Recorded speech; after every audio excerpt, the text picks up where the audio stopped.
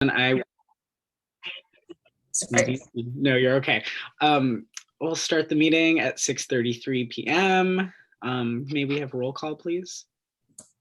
Sure, I can do that. Chairperson Missy. Present.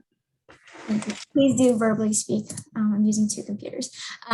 Vice Chairperson Adriano. Here. Secretary Jimenez. Here. Commissioner Avila. Commissioner Kamal. Commissioner Cyrus. Here. Commissioner Hailu. Here. Commissioner Ho. Here. Commissioner Hua. Here. Commissioner Iwasan. Commissioner Lee. Commissioner Leong. Here.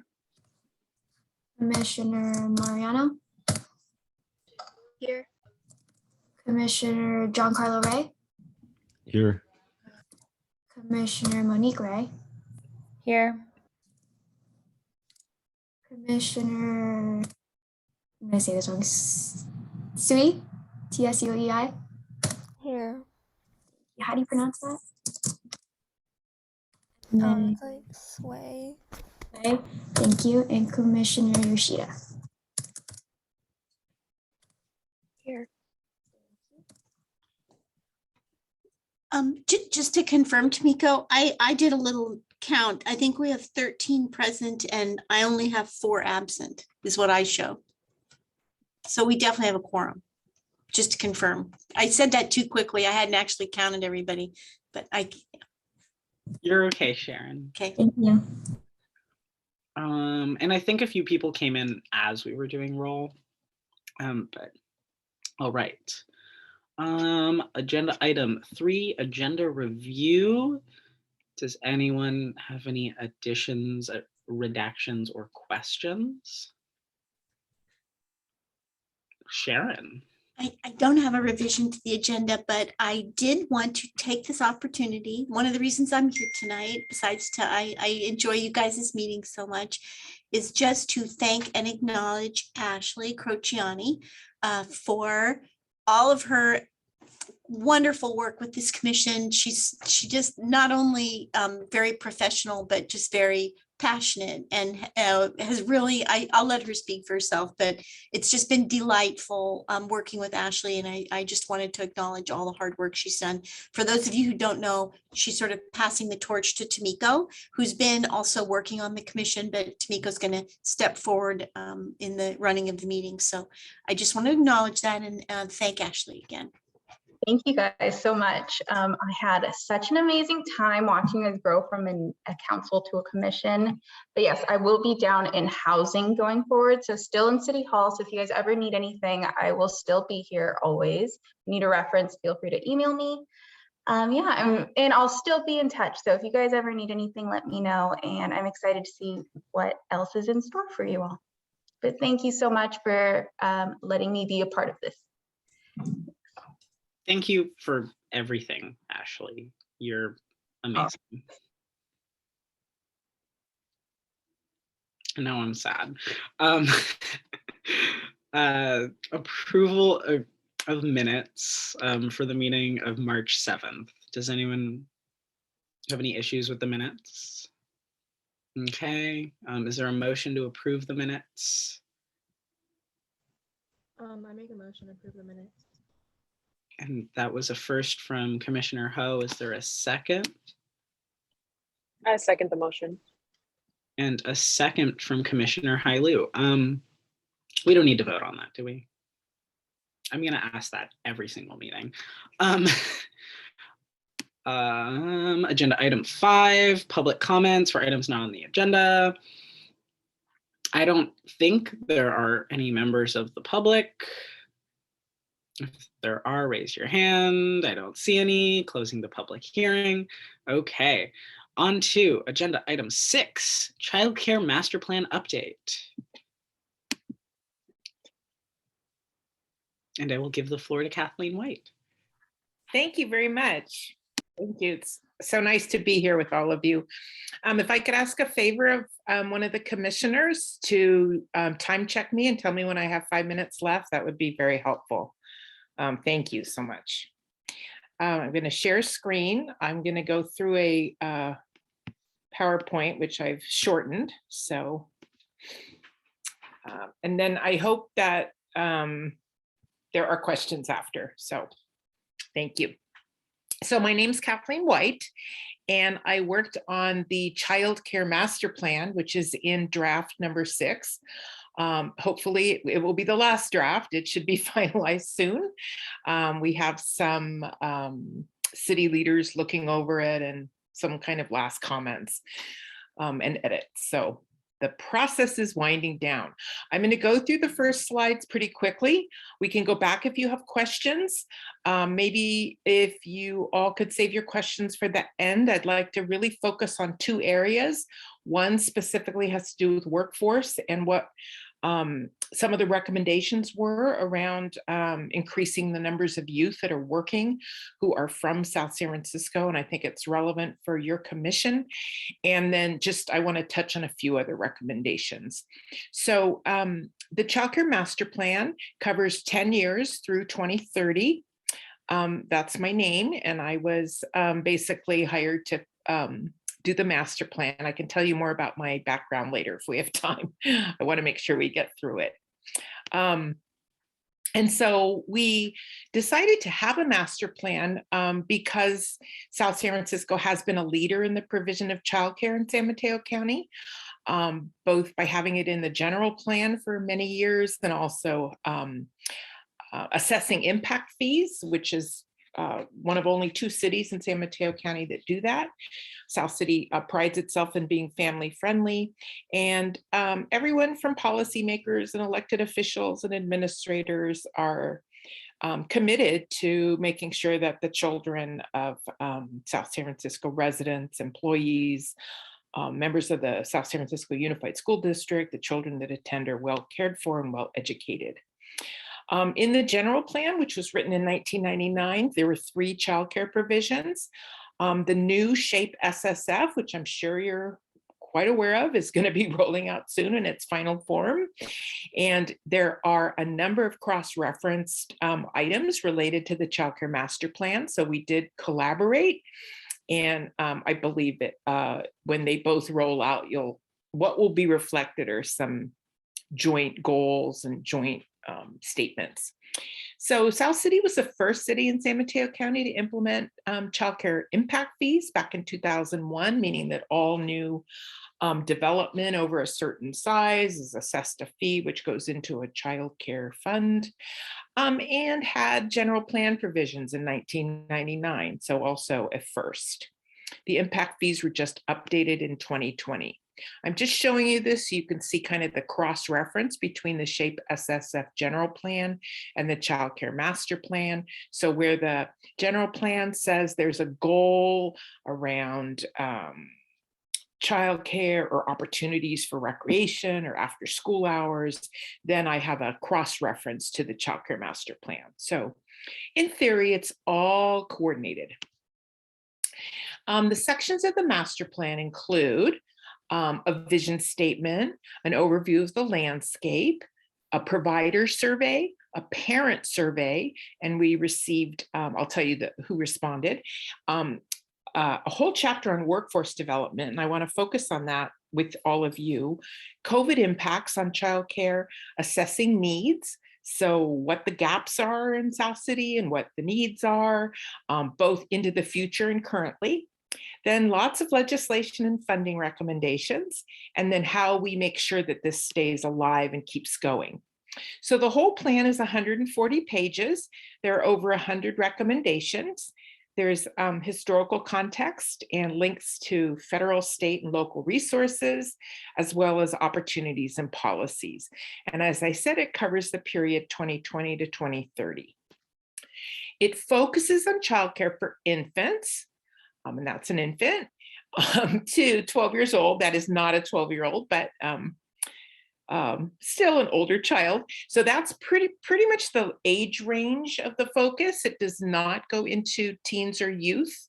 Most certainly it's not called childcare with older youth. It transitions into other forms of recreation and after school activities. So childcare really stops really between the ages of 10 and 12, but we're going through 12 for this.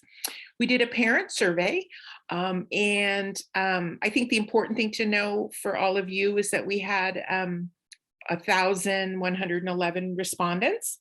So 1111, that was a lucky number. And we conducted it through 2021. And of the respondents, the majority lived in South City. The majority had a child or children that will or do attend elementary school. And we asked if you would have a child attending in 22, 23. So some people had children in preschool, but they were going to go to South City elementary schools. 362 people worked in South San Francisco. And then you could just look at kind of the breakdown. 176 were employees, 135 said their child had special needs. Majority of the people responding worked full or part-time, and 24% were attending school. We did distribute the survey in English and Spanish, and it had over 25 questions. Every neighborhood had respondents. The greatest respondents were west of El Camino in Westboro, Bury, Sarah Vista, little pockets, but west of El Camino had the most respondents. However, we had people who responded all over the city. Then we also did a childcare provider survey. So everyone who was providing care, both in centers, childcare centers, licensed and exempt, and then people who ran licensed family childcare homes in their own homes. We sent it out English and Spanish. And 78% of our centers responded, and 37% of our licensed family childcare homes. We had over 20 questions. And remember, you've probably all seen that COVID has disrupted not only school, but childcare. And so we did the survey over 2021. And I would imagine that some of the family childcare homes had not yet reopened. So that response rate makes sense. Part of this survey is we did an interactive map of South City childcare facilities by neighborhood. And you can't really see this here, but you can go online on the Parks and Recreation website. There's pages for the childcare master plan, and you can actually look at the childcare programs in South City. And we have information on addresses and size and how many children they serve and what neighborhoods they're in, and just, lots of information. And you can go look at that if you'd like. Now, for this youth commission meeting, I pulled out a few things having to do with what I thought you'd all be interested in. So I want to land on some of these. One is we have recommendations around workforce development. And these are related to really creating pipelines and pathways for young people in South San Francisco who want to work in related career fields. And I'll tell you what those are. To develop pathways with San Francisco Unified, which actually might begin in middle school. It's very common now to do career pathways that start with middle school exploration. Looking at co-locating childcare sites on South San Francisco Unified School sites. There already are some that are co-located, but this would be intentional co-location, so we could use them as laboratory schools and as part of the curriculum. And also as community service sites and work-based learning sites for youth. Youth and preschool and after school make great partners in work-based learning. There are recommendations around partnering with apprenticeship efforts to really create an apprenticeship pipeline, encouraging community service, college credit, and this means college credit while still in high school. Dual enrollment, meaning you're enrolled in high school and community college at the same time and earning college credit while you're in high school. increasing internships for youth in schools, in city programs, and in childcare sites throughout South City. Developing a grow your own pathway so that the employees that we're hiring into our youth serving programs grew up in South City and they have a leg in. They've got, they'll have a job waiting for them when they turn 18, especially if they're going to stay local and go to Skyline, CSM, San Francisco State, and they need a local job. Another recommendation has to do with partnering with Skyline College and middle college efforts. So meaning that you get both middle college experience while you're in high school and again, college credit, creating additional opportunities to earn college credit, addressing salaries of paid interns. So really looking at how much do we pay interns and can that be increased? Looking at the pay scales for interns, encouraging health benefits for part-time workers, and then looking at this really is tied to apprenticeship, but linking jobs for participants that start in high school. And you might ask why? Why is this such an important thing? We have a horrific teacher shortage in California. It is very bad here in the San Francisco Bay Area. And even in South San Francisco, there's a shortage of substitutes, of key teachers, of early childhood workers, of after-school workers, and both our South San Francisco Unified and our city programs, our Parks and Rec programs, as well as our private employers have all indicated they have a staffing shortage and they really need to be able to hire more people with some different kind of strategies. So in addition to having a shortage right now, transitional kindergarten is going to be ramping up. So kids who are 4 years old will have access to TK, meaning they can go to public school in greater numbers for free. But we need TK teachers. So 8,000 to 11,000 new teachers are needed in California by 2025. We also have had huge increases in after-school funding. ELOP and ACES expansion funds have been 1.4 billion in the state, and that translates to over 1 million in South San Francisco. But in order to grow those programs, we need staff and we need people to work in them, and we need people who want to work in them. So what all this is related to, especially as in terms of your work, is ensuring that young people have information about career options where they can help other young people.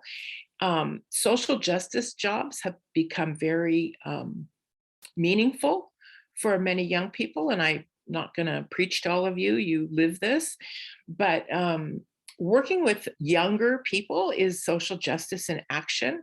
It relates to many future careers, teaching at all levels, counseling, student family support workers, administrators, careers in recreation, as student advocates in youth development. You can be a business owner, child health advocate. There's lots of professions that really rely on understanding how children learn and grow and how to work with parents and what schools are like. So it makes great training and it doesn't really pigeonhole you. If anything, I think it provides lots of opportunities. This is kind of a word cloud of lots of different jobs, from children's librarian, occupational therapist. I did teach at City College of San Francisco for many years, and I had lots of students in dual enrollment, and they had career goals ranging from pediatrician to high school teacher to they wanted to open their own child development childcare center, to just all kinds of career goals. Some of them wanted to be child psychologists, but they really wanted the hours working with children so they could decide what they wanted to do and decide if this was for them. So the word cloud kind of shows that. So how do you market this sector to youth? It kind of starts with youth talking to youth. Engaging in community efforts, sharing resources, creating community service opportunities. As you all know, lots of young people like to work with younger children. So having those intentionally provided makes sense. Sharing local stories, lifting what young people have done in this sector really provides some role modeling. Using social media. We've had a virtual career conference for youth in the San Francisco Bay Area. So really kind of, keeping that going and talking more about all the opportunities in the sector. And then quite honestly, understanding child development and how children learn and grow is not just about working with them. Many young people want to be parents someday. They want to help their younger brothers and sisters. They want to help their family members. So it really helps to know a little bit more about school and children to be kind of a better community citizen. So I'm not going to go over all these, but this is what the workforce recommendations look like. So these are very specific recommendations. You'll see here, like, we must grow our own. We have to make sure we're hiring local young people who know the schools and went to that school and know the kids in the neighborhood and want to give back. Partnering with Skyline College, offering dual enrollment. We talked about that. Lifting park and rec sites, their childcare sites as intern training sites, and always offering college credit. Statistically, if you offer college credit before you graduate from high school and a high school senior has a college transcript, they're more likely to continue on in their education. So we really want to make sure our South City youth have opportunities to stay in school and keep going.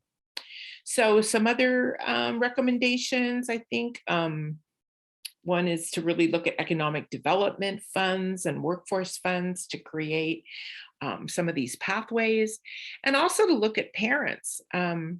We have a lot of parents who send their young children to kindergarten and first grade, and they say, wow, my kid's in school now. Now it's time for me to get a job. Maybe I want to work at the school. So some of you may know people who went back to work when their youngest child went to kindergarten. So it's kind of a good time to look at employment, and we can offer courses that meet those needs. And recruit from our parent population as well. Couple things that came out in our surveys were that there was lots of demand for web-based information.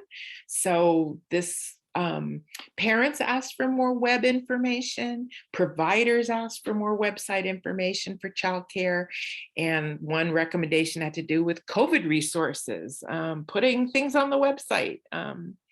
About COVID resources and childcare and what was specifically available. So those are just some of the recommendations. Then we did heat maps. The Parks and Recreation Department have heat maps of all the children enrolled in their own preschools and after school programs.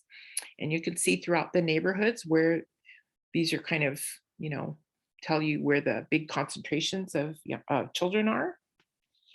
And there's a lot of young people waiting on waiting lists, but some of them get on when they're born, so they're not quite ready to start yet, but this is kind of a breakdown of how old they are and how long they're waiting. This is, more heat map. This is of our waiting list. I guess the other one was enrollment. So where kids lived who were enrolled, and this is the waiting list. And that's, South San Francisco.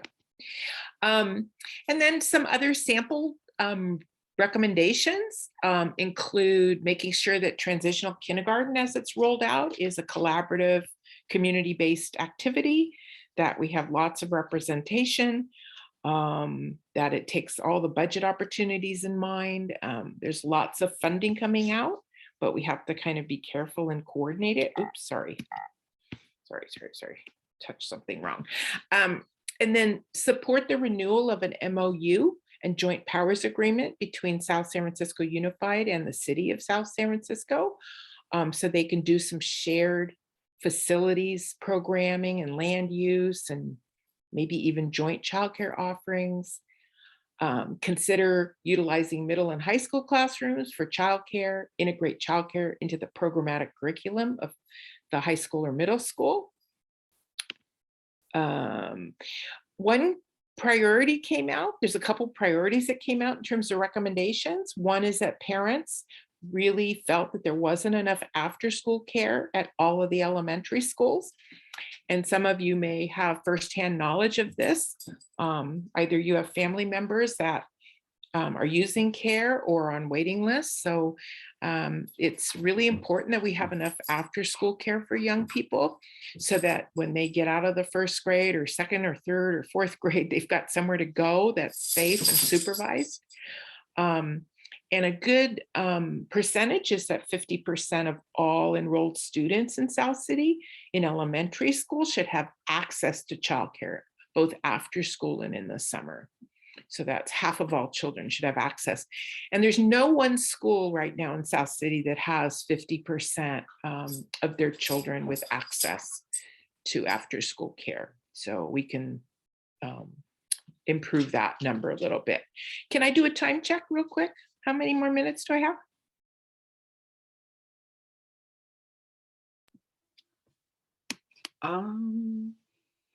Two, three.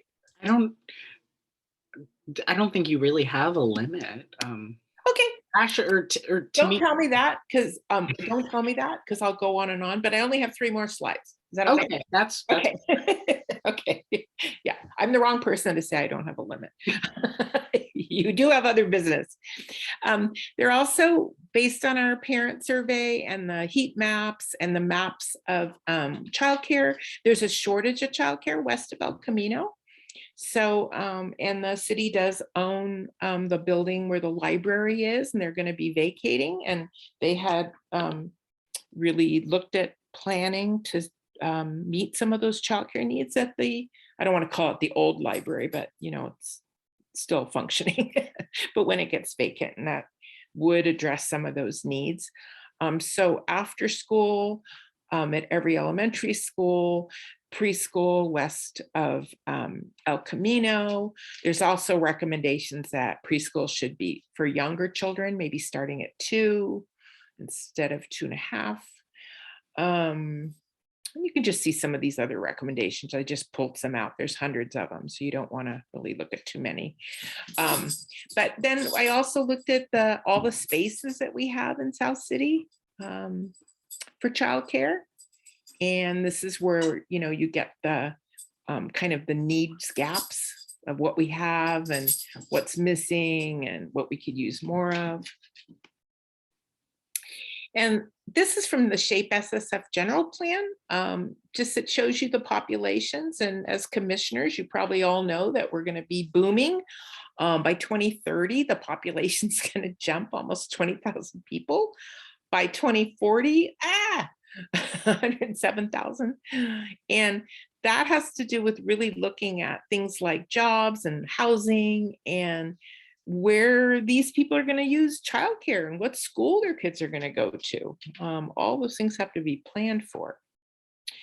And then clearly in SHAPE SSF, there were lots of references to how so much growth is going to be happening east of 101. So in Lyndonville, east of 101, where all the growth is now.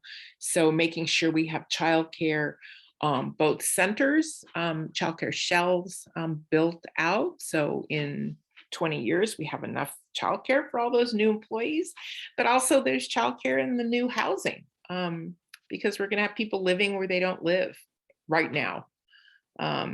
And so lots of suggestions around things to explore around financing. And then finally, the last recommendation has to do that I was going to talk about tonight. What has to do with a strong recommendation to create a joint advisory committee for the Child Care Master Plan so that we have a citizens group to really look at keeping this alive and looking at what we've developed and what we need to keep doing and are we meeting needs and that kind of thing. And it would be great if there were members of the Youth Commission on there who could really kind of describe from their own experiences what this grow your own pipeline's looking like, and what youth feel about, the career opportunities, and based on your neighborhood representation, what you feel the needs are. So I'm going to stop. This is kind of the end. So if we have any time for questions or. Well, thank you for your presentation. You're welcome. Are there any questions?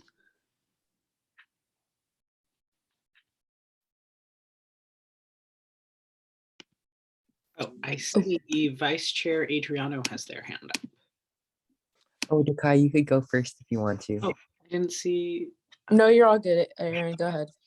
Okay, yeah. Thank you, Kathleen, for your presentation. Yeah, I just wanted to I guess, yeah, I just wanted to echo the sentiments that, like, I think a big part of it is like outreach, especially for things like dual enrollment to high school students, because I know personally from when I went to El Camino, and like things like dual enrollment and like middle college weren't really emphasized, and like I didn't really know about it until senior year, which is when it's like kind of too late to participate in these things. And yeah, I just had a question about the grow your own pipeline. I guess what I'm wondering is, I guess like the theory behind, like, how do you ensure like that those who you promote all of these opportunities to, like, how do you ensure that they stay in SSF? Yeah, well, some won't. Some won't. So, but that's okay. There's kind of multiple goals when you look at dual enrollment. One is that when you're in high school and you have college classes, you want to make sure that even if you change your mind and change your major, the classes help you. They help you in college, they help you graduate. So no matter what, having college courses when you're in high school should be helpful.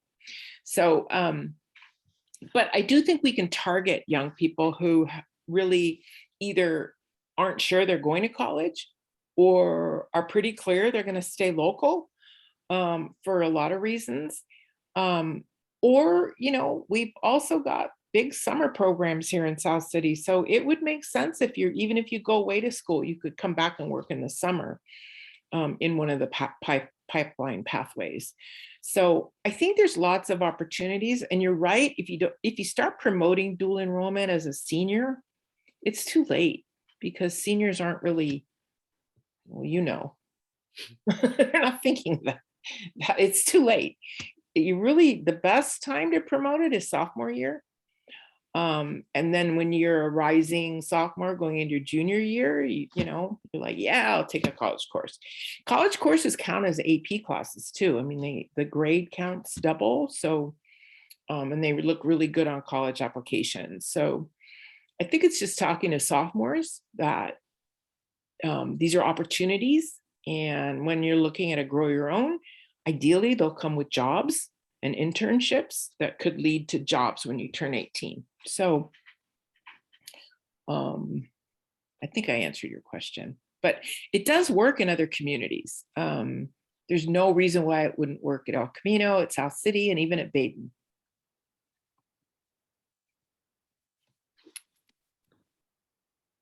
And then Dekai, did you have a question? Yeah, I did. It was just thank you for the presentation first and foremost. My question was about dual enrollment. I know you touched a little bit on it when Aaron had asked his question, but I was wondering if there's any sort of collaboration with the school board in order to promote dual enrollment, or if that's something that you foresee happening in the future to get as much outreach about the dual enrollment program here. I'm happy to do, I have on my goals to do a presentation to South San Francisco Unified, to the board, around the master plan, emphasizing the things that relate to the schools. So that would most certainly come up. I do think that all of you can have a role in advocating for this pathway. Sometimes pathways like biotech and robotics and I don't know, some other pathways are seen as more that they should be focused on. You know, that there's more, I don't know, job opportunities, etc. But if we don't have teachers and people in childcare helping our young people, they won't go into any pathway. It doesn't matter, because if you have bad teachers or if you have no teachers, it impacts every single job and career pathway. So we really need our people and students who like to work with children and like to work with young people. And that's what they're good at. We need them to really stay focused and committed. And then it'll help every single pathway. So I didn't quite answer your question. There are dual enrollment efforts, but they're not in this sector. They're in other sectors. So like biotech and like more of the STEM. And STEM's great, but you've got to have someone to teach STEM, right? And you've got to have, some people want to work with children and young people. So we've got to I don't know, market that opportunity better. So it's going to take all of us. And then I think Commissioner Lee has his hand up. Hello, thank you, Kathleen. You're welcome. I was just wondering, since like I guess like I have a lot of like friends who are like in childcare, and like you know, like growing up, like I guess like I was part of childcare, like I was like especially at like Bury, Yeah. you know, kindergarten to fifth Yeah. grade. And I guess like I don't know, like a lot of my friends want to work with kids, but it's also like I guess the pay just like isn't enough for a lot of people, and like that's like a big, you know, obstacle, because like it might be like a passionate, but it's, you still have to like, you know, pay bills and like Yeah. have to be like, you know, competitive and stuff. So I was just wondering, like, are there any plans for like, I guess like maybe like increasing wages in the future? Yes, there are recommendations about paying attention to wages and enhancing wages, enhancing benefits.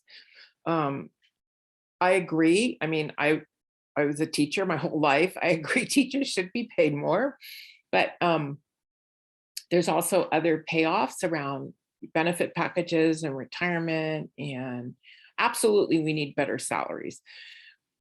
But while we're advocating for that, we need good people to get in the profession who can fight and who can come up with some great solutions. Apprenticeship is a new thing, and apprenticeship will help with salaries, because the more you know and the longer you've been in the job, your wages have to go up.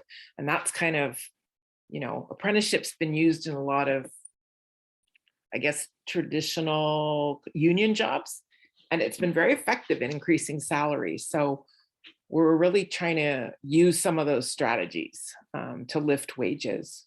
And you're right. But if the wages are competitive with like Target and Starbucks when you enter, I think it's a better job for a lot of people. So you'll get a lot of experience with young people.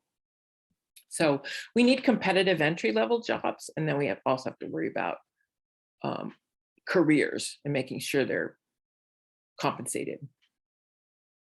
So I agree. Your statements are absolutely true, and you'll see recommendations in there, and it's going to take all of us. But good to know you were at Bury.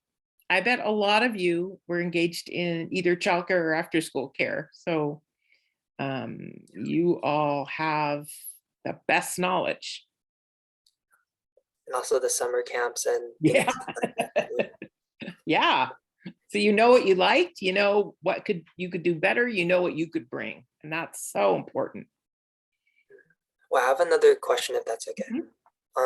So I guess it's like not on the ballot yet, but then like I guess there was like an initiative or like a campaign that's like trying to get like, you know, I guess like accessible preschool for like every child in South San Francisco. And I was wondering if like the general plan like kind of accounted for like if that is passed in November or not. It's in there. It's a parcel tax measure, and it is in there. It's described. I I still think some of the details need to be worked out. I know it does include free preschool. It includes salary and wage enhancements. Those are kind of two of the main goals, but how it actually rolls out, there's a couple steps. They have to gather, enough signatures, and it has to go to the vote. And I would imagine that this joint master plan committee would really have a lot to say around, if that passes, how the implementation rolls out.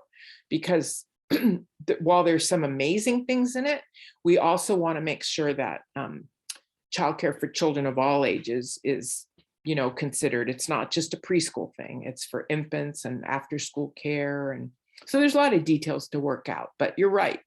And again, if that passes, South City will be the first city to have that too. So South City keeps breaking, barriers. So as a youth commission, you have a lot of, you can keep going up because there's a lot of, model programs, and it's good to learn about them.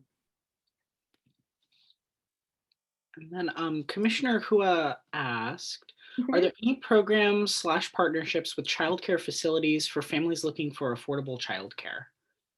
Sure. There, in the master plan, it specifically mentions subsidies and the number of subsidized programs, the number of subsidized spaces, where the gaps in subsidized care, and subsidies are usually based on income, and it's usually based on a sliding scale, or it's an overall subsidy where the program costs less for everyone. We don't have enough subsidized care in South City. Of course, we can always use more. But one thing that really came out in the survey was that parents didn't know where to go to find information out about how to get on lists and how to find it. So some of it is just information. Like this program has a subsidy, get on the waiting list, or this program, does this. So there's an information gap, and there's also a subsidy gap. And the city programs, for instance, the preschool programs that are run by Parks and Recreation, I did classify them as subsidy programs because they are, they cost less for residents and for employees of South San Francisco than market rate childcare. They're actually about 50 to 60% of what market rate costs. So subsidy comes in all forms. There's also some programs that have private scholarships. But again, families need to know kind of where to go, how to find it. And, imagine if you have a little baby and you've never, this is like all new to you, right?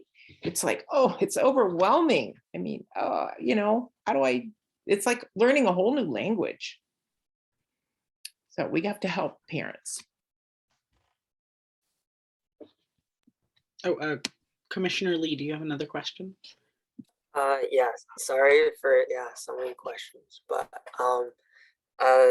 yeah, I was just wondering if you still need to do your presentation to SSF USD, but do you know of any list of people who have been a part of childcare and preschools in South San Francisco, and potentially outreaching to them, those who are who have participated or benefited from childcare and preschool, and see if they want to go back, because I was part of the summer camp program, and I always wanted to be a leader, but I never really knew how. Yeah. Okay, so there, I don't have the list, but there is a recommendation around also having, in addition to parents finding out information, I had 3 recommendations related to what you were talking about. One is that we have employment recruitment activities that, really say, hey, there's jobs, and not just for the city and not just for the school district, but for all of childcare, all the youth serving programs, that we kind of coordinate that, have a youth fair, have a, job development outreach day. Because a lot of folks, we have so many of our providers saying they're having a hard time hiring. And then Russell, you're saying, oh, okay, well, how do I get hired? It's just linking these two groups together. And so being more intentional around South City, solving South City's problems, right? Hiring local people, getting local people to know about jobs. So one is hiring and recruitment.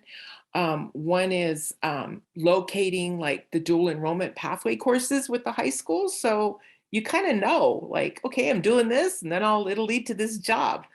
And having those pipelines more described.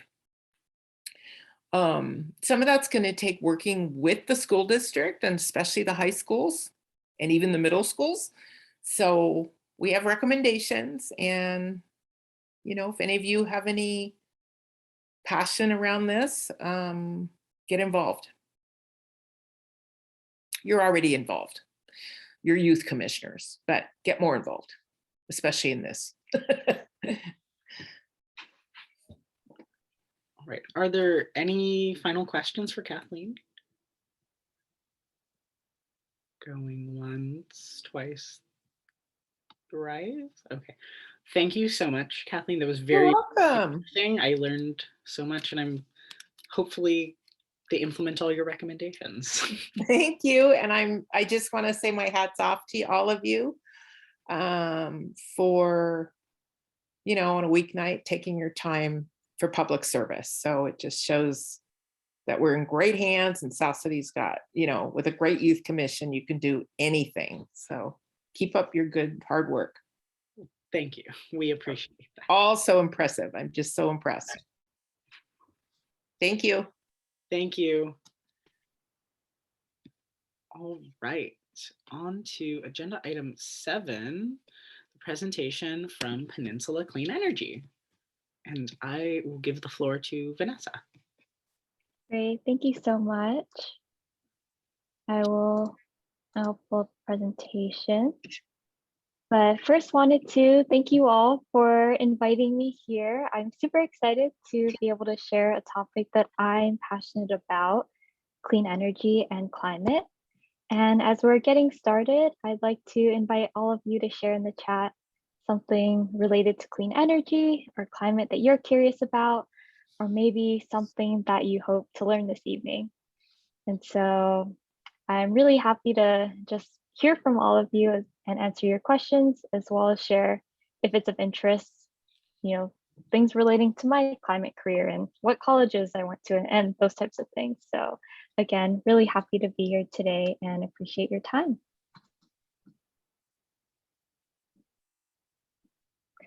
All right, so I'd first like to just acknowledge and set the stage that climate change is happening, and I think it's a really unique experience to be growing up in a time with the background and backdrop of climate change and figuring out, you know, who you are as a person, where your interests are, while also having to experience and deal with the realities of climate change. And even for myself, I remember learning about climate change in high school and really thinking that, okay, we need to do something, we need to take action for future generations, or we need to do this for our grandchildren. But really, we're starting to see that climate change impacts are happening right now to us and to our generation.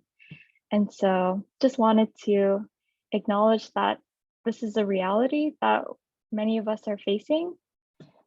And also share that I see, despite the challenges, there are a lot of opportunities to transform our communities and to really help make everyone healthier and happier, and really do this in an equitable and just way. So that's why I'm really happy to be here with you all today and share some of the solutions that I've seen happen, as well as ways that your community is actually taking the lead and doing something about climate change. So that's where Peninsula Clean Energy comes in. We were launched in 2016, and our vision is to build a sustainable world with clean energy for everyone. And so what that means is that we were really created to fight climate change. And so we're a public agency called a Community Choice Energy Agency. And essentially what we do is we purchase electricity from cleaner sources at rates lower than PG&E. And because of Peninsula Clean Energy, our community now has a choice in where our energy comes from. And we can decide as a community, we want clean electricity and we want to be able to align that with our values and our ambitions for climate action. So we're a public agency and we were created in 2016 when all of the city council members in each jurisdiction, as well as the San Mateo County Board of Supervisors, all unanimously voted to create Peninsula Clean Energy. So there was a lot of community support and continues to be a lot of community support for our mission and the work that we do. And the last thing that I'll add is that as a not-for-profit and community-led organization, we're governed by a board of elected officials. And so your representatives from South City are Councilmember Coleman, as well as Vice Mayor Nicholas. And our meetings are open to the public and always welcome and invite you to participate in them. So how does it all work? So you'll see here's Peninsula Clean Energy on the left side of the diagram. And we're really in terms of this puzzle on the side of generating electricity. And so what that means is that we purchase electricity on behalf of our residents and our businesses, schools, other customers. And we source our electricity from cleaner sources. So for example, solar, wind, hydropower, as well as geothermal.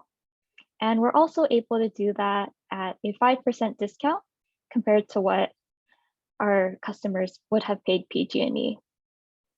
And so PG&E continues to own and operate the infrastructure and power lines that brings this electricity to our customers. And as a customer, you're automatically helping the environment and saving a little bit of money. And so really, before Peninsula Clean Energy, PG&E had the job of both generating the energy and delivering it to you. But now that our community has a choice in where electricity comes from, many have opted to source their and be a customer of Peninsula Clean Energy.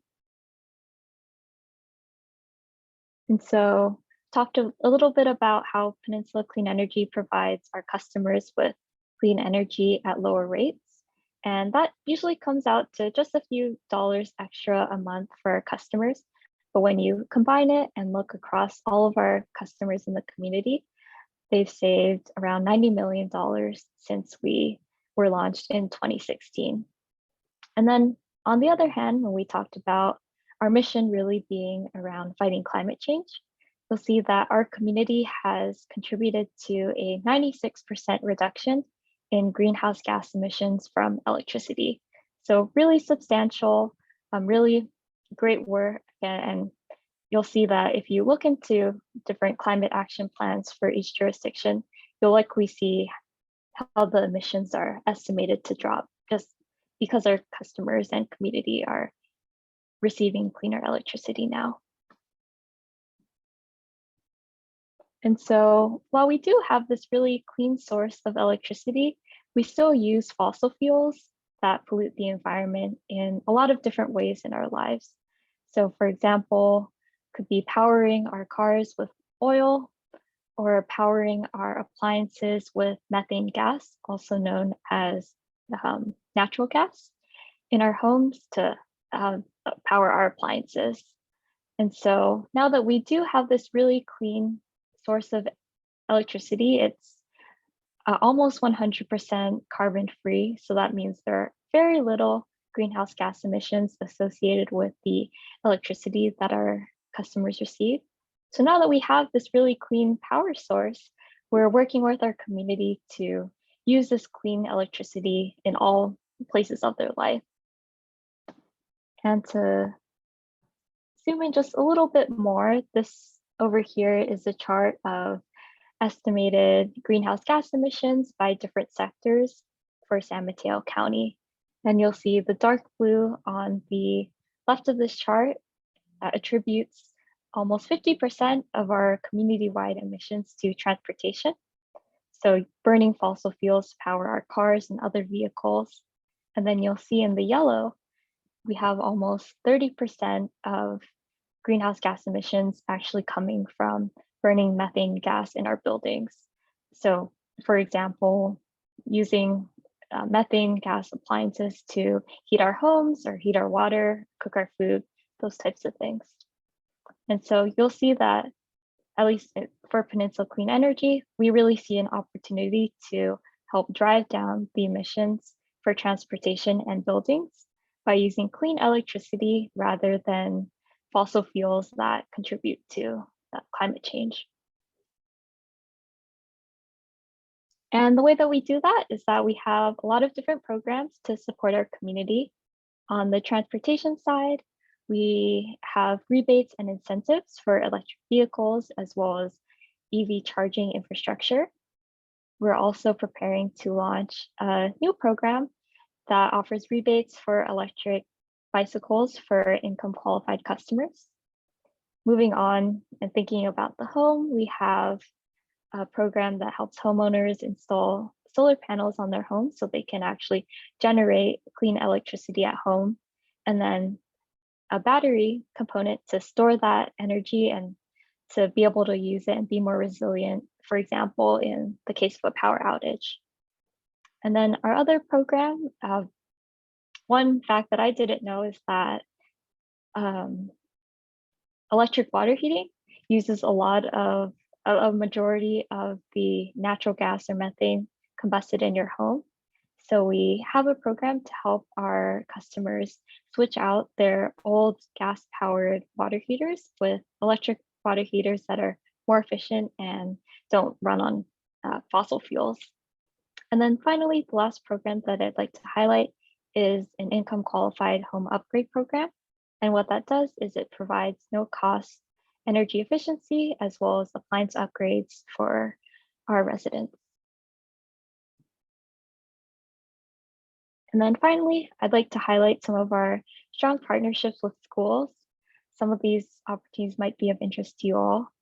The first student learning opportunity is targeted for high school students called Youth Climate Ambassadors. And what this is it invites 9th through 11th graders to learn about the climate crisis in a youth leadership development type of program. And then through that program, participants develop and then implement their own community impact project. And we also help fund internships relating to energy and sustainability for community college students, including high school students in the middle college program.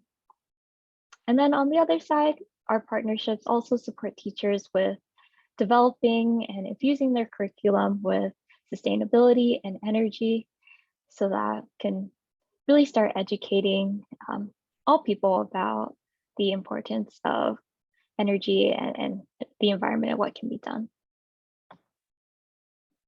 And so that concludes my presentation today. I will go check on the chat to see if there are any questions. But again, love to hear about things that you're interested in, things that you're curious in. And of course, feel free to find us on social media, and my contact information is on the slide if you'd like to follow up. So thank you all for your time.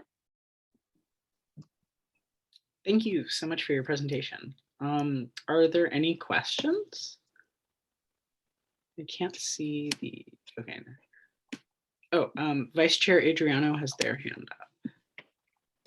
Hi, thank you for your presentation. I guess something I'm really interested in is building electrification.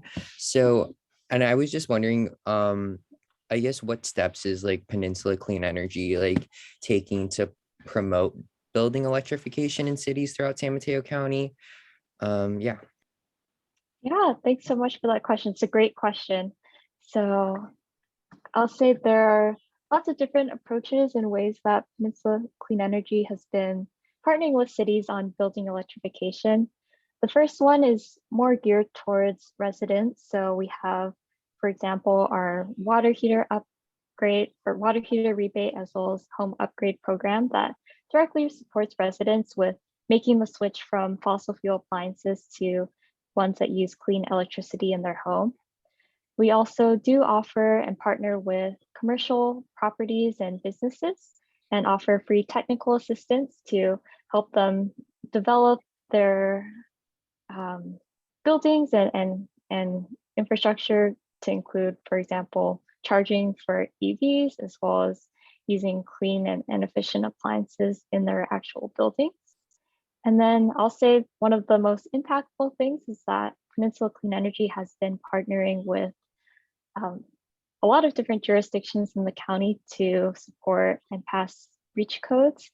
Not sure if any of you are familiar with that, but essentially what a REACH code is it's a building code that a city or jurisdiction can pass that reaches beyond what's required based from the state.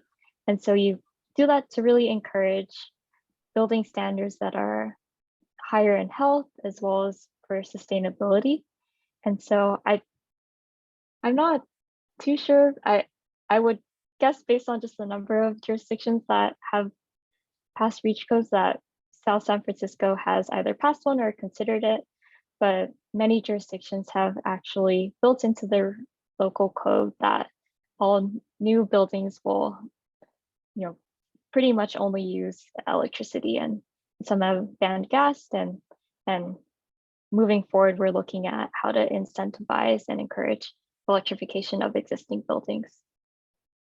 Oh, okay, and I see that, yeah, do you have a REACH code for residential?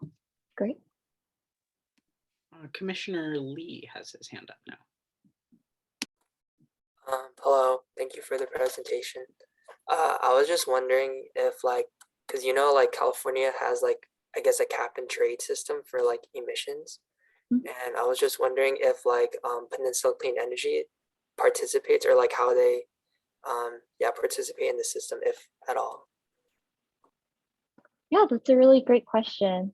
So Peninsula Clean Energy, to my knowledge, we don't participate in the cap and trade system. And that's because we're sourcing our energy from clean sources. And so what we're hoping to do, and through investing in these new renewable energy projects, is to really build economies of scale for renewable energy and be able to transition our grid so that we're less reliable on polluting fossil fuel generators and the like. So yeah, to answer your question, we don't engage in cap and trade to my knowledge, but yeah, it is an interesting program that does has helped reduce emissions, but not always in communities that are really close to fossil fuel infrastructure. And so it's something that I'm always hoping to learn more about, but hopefully that answered your question.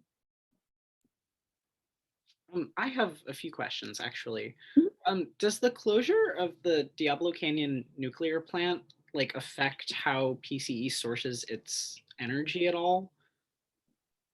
Yeah, that's a really great question.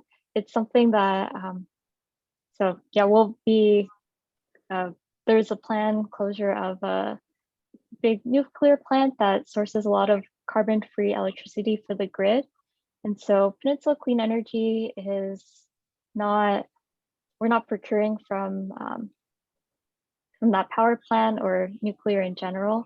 But I think on a wider perspective from looking at the grid, it definitely does have some big impacts, because nuclear energy does provide what they call a baseload resource, which means that unlike resources like the solar power or wind, you won't get energy if the sun's not shining or the wind's not blowing. So those are known as variable resources.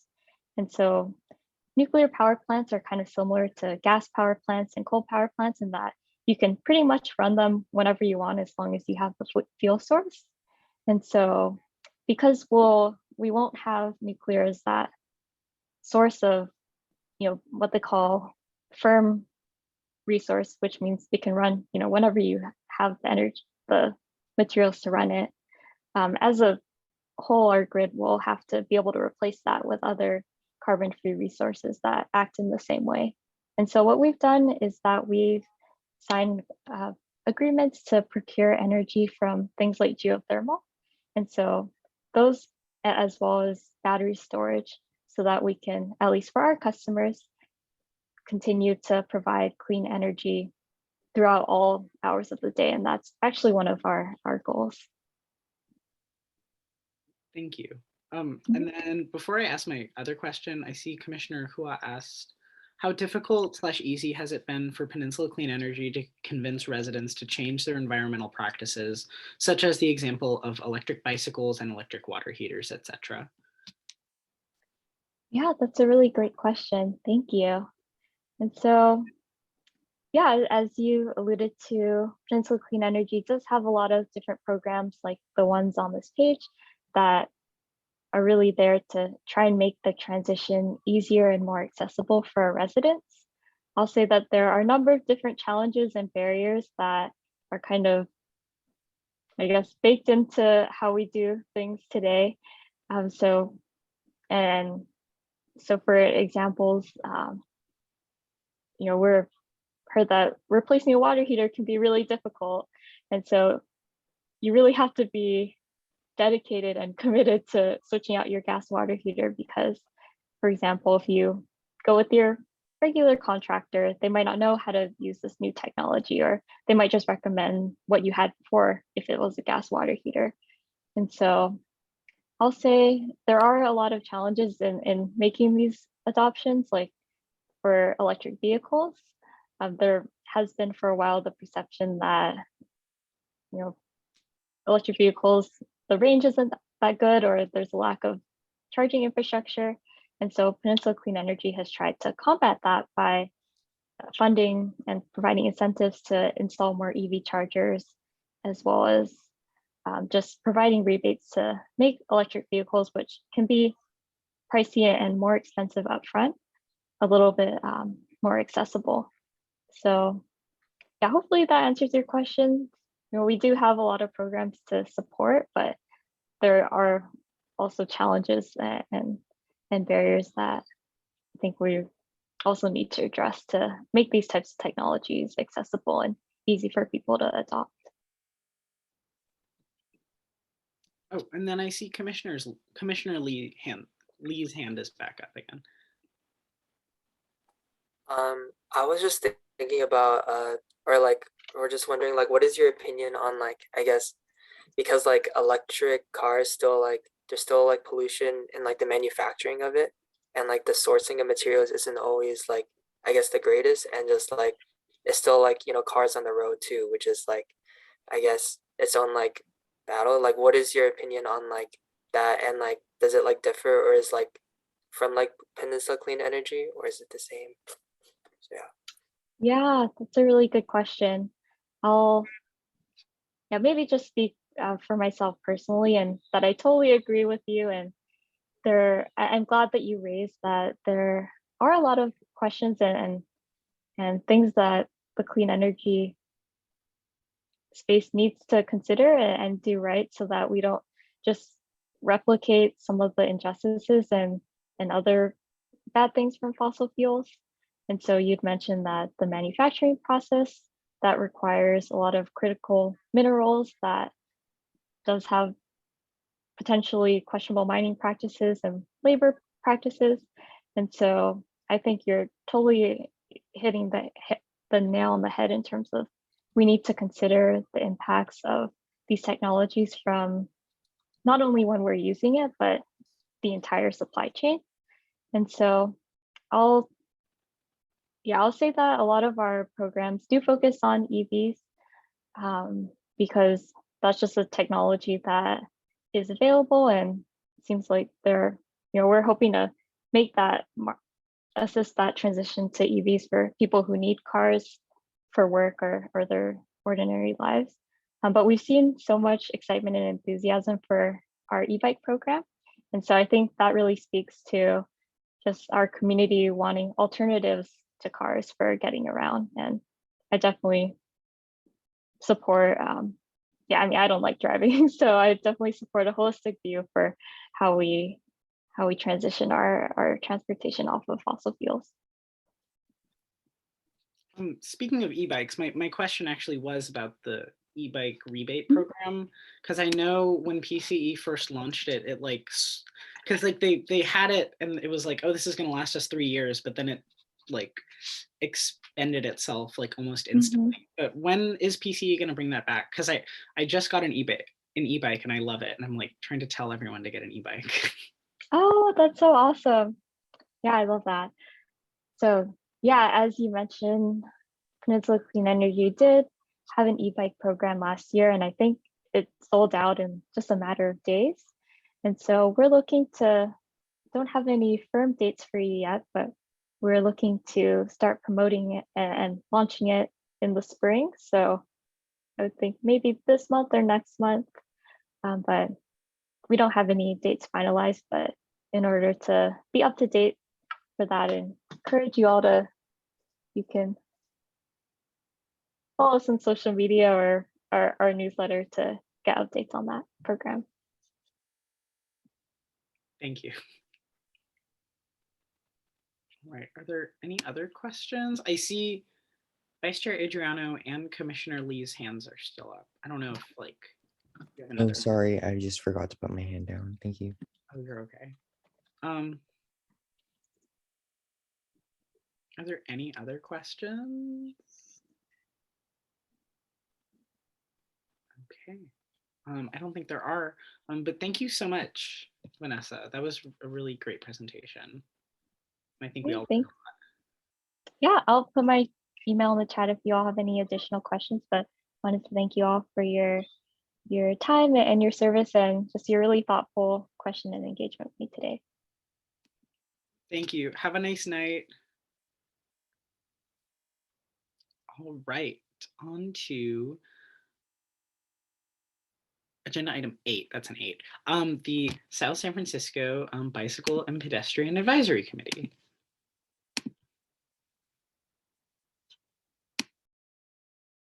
Is Chris here? Yeah.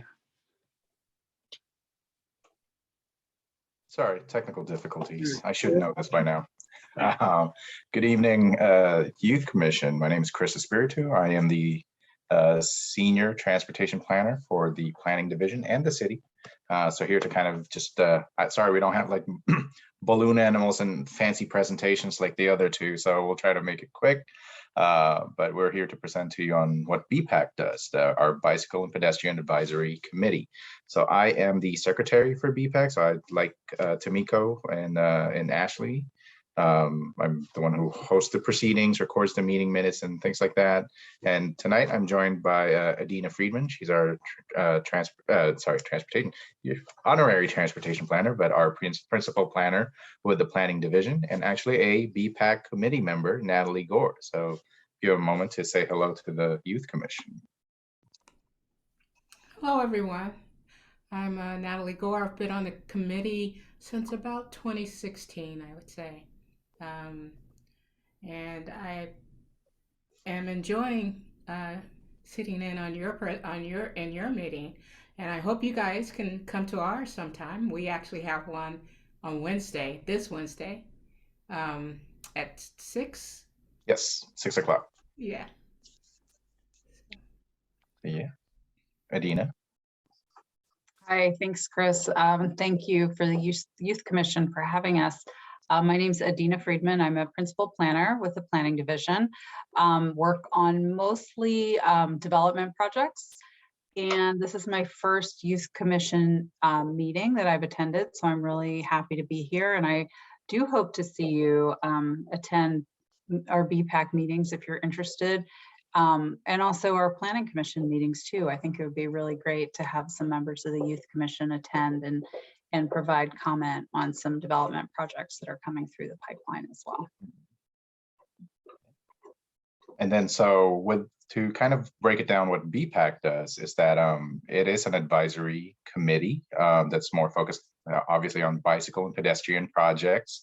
Whenever we have a development project that, or rather large developments out there that need to do any kind of community benefits, or they're large enough that they actually need to take on some of the improvements to the to our streets, whether that because they would, if like a larger housing project like the 124 airport that was approved late last year, if you folks remember that one, would have transformed that that area of San Mateo and an airport with about 400 something residents, and then your existing physical infrastructure needed to change to accommodate that many more people. So that's one of those projects that had actually gone to BPAC to be reviewed, to kind of, you know, kind of get a temperature check on whether or not the proposed improvements that they were looking to do, like enhancing that pedestrian tunnel, like on the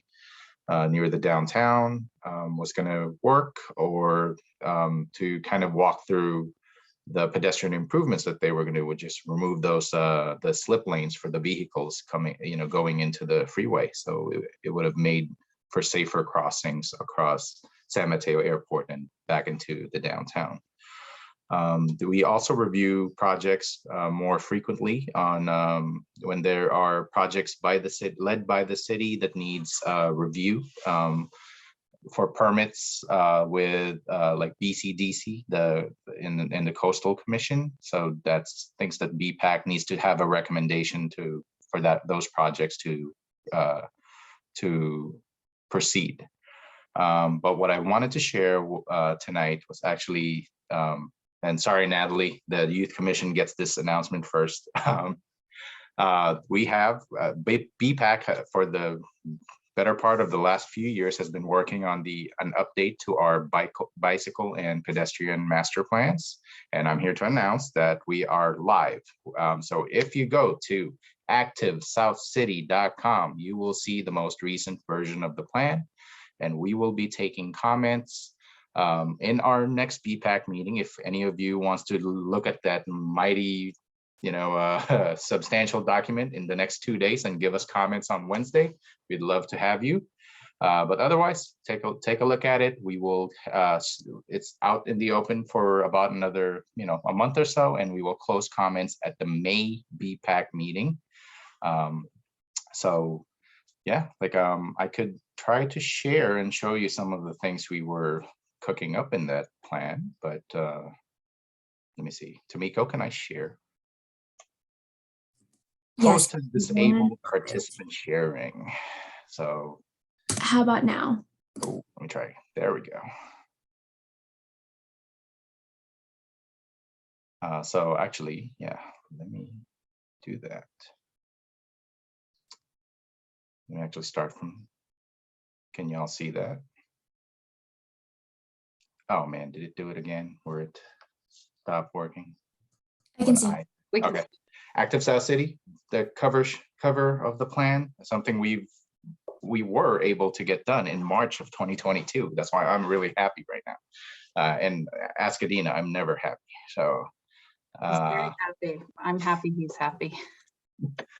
So it's a very long and drawn out effort to kind of assess our bicycle and pedestrian transportation infrastructure needs.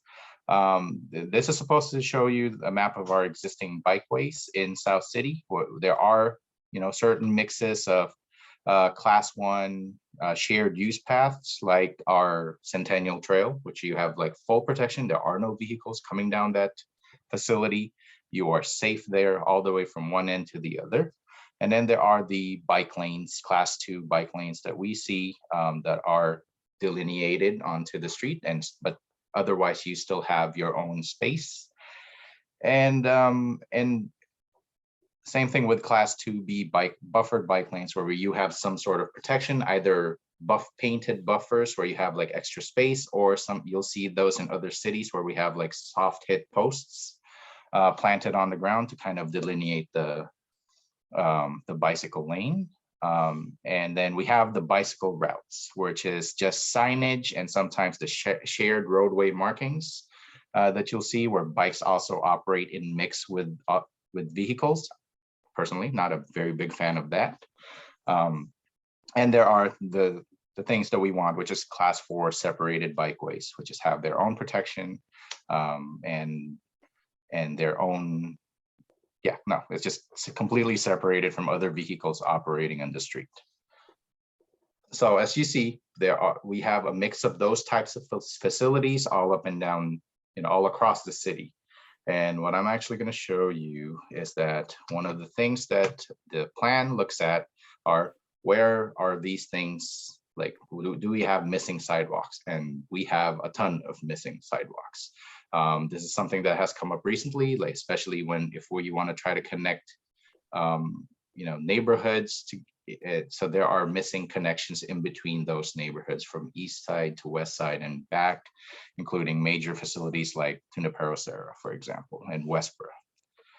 So that is those are the things that the plan is trying to address, which is connectivity. That's one of our main goals. And then what are where are our most stressful crossings across these facilities? And you'll see a lot of them are located on El Camino, just because of the sheer number of traffic going up and down that roadway.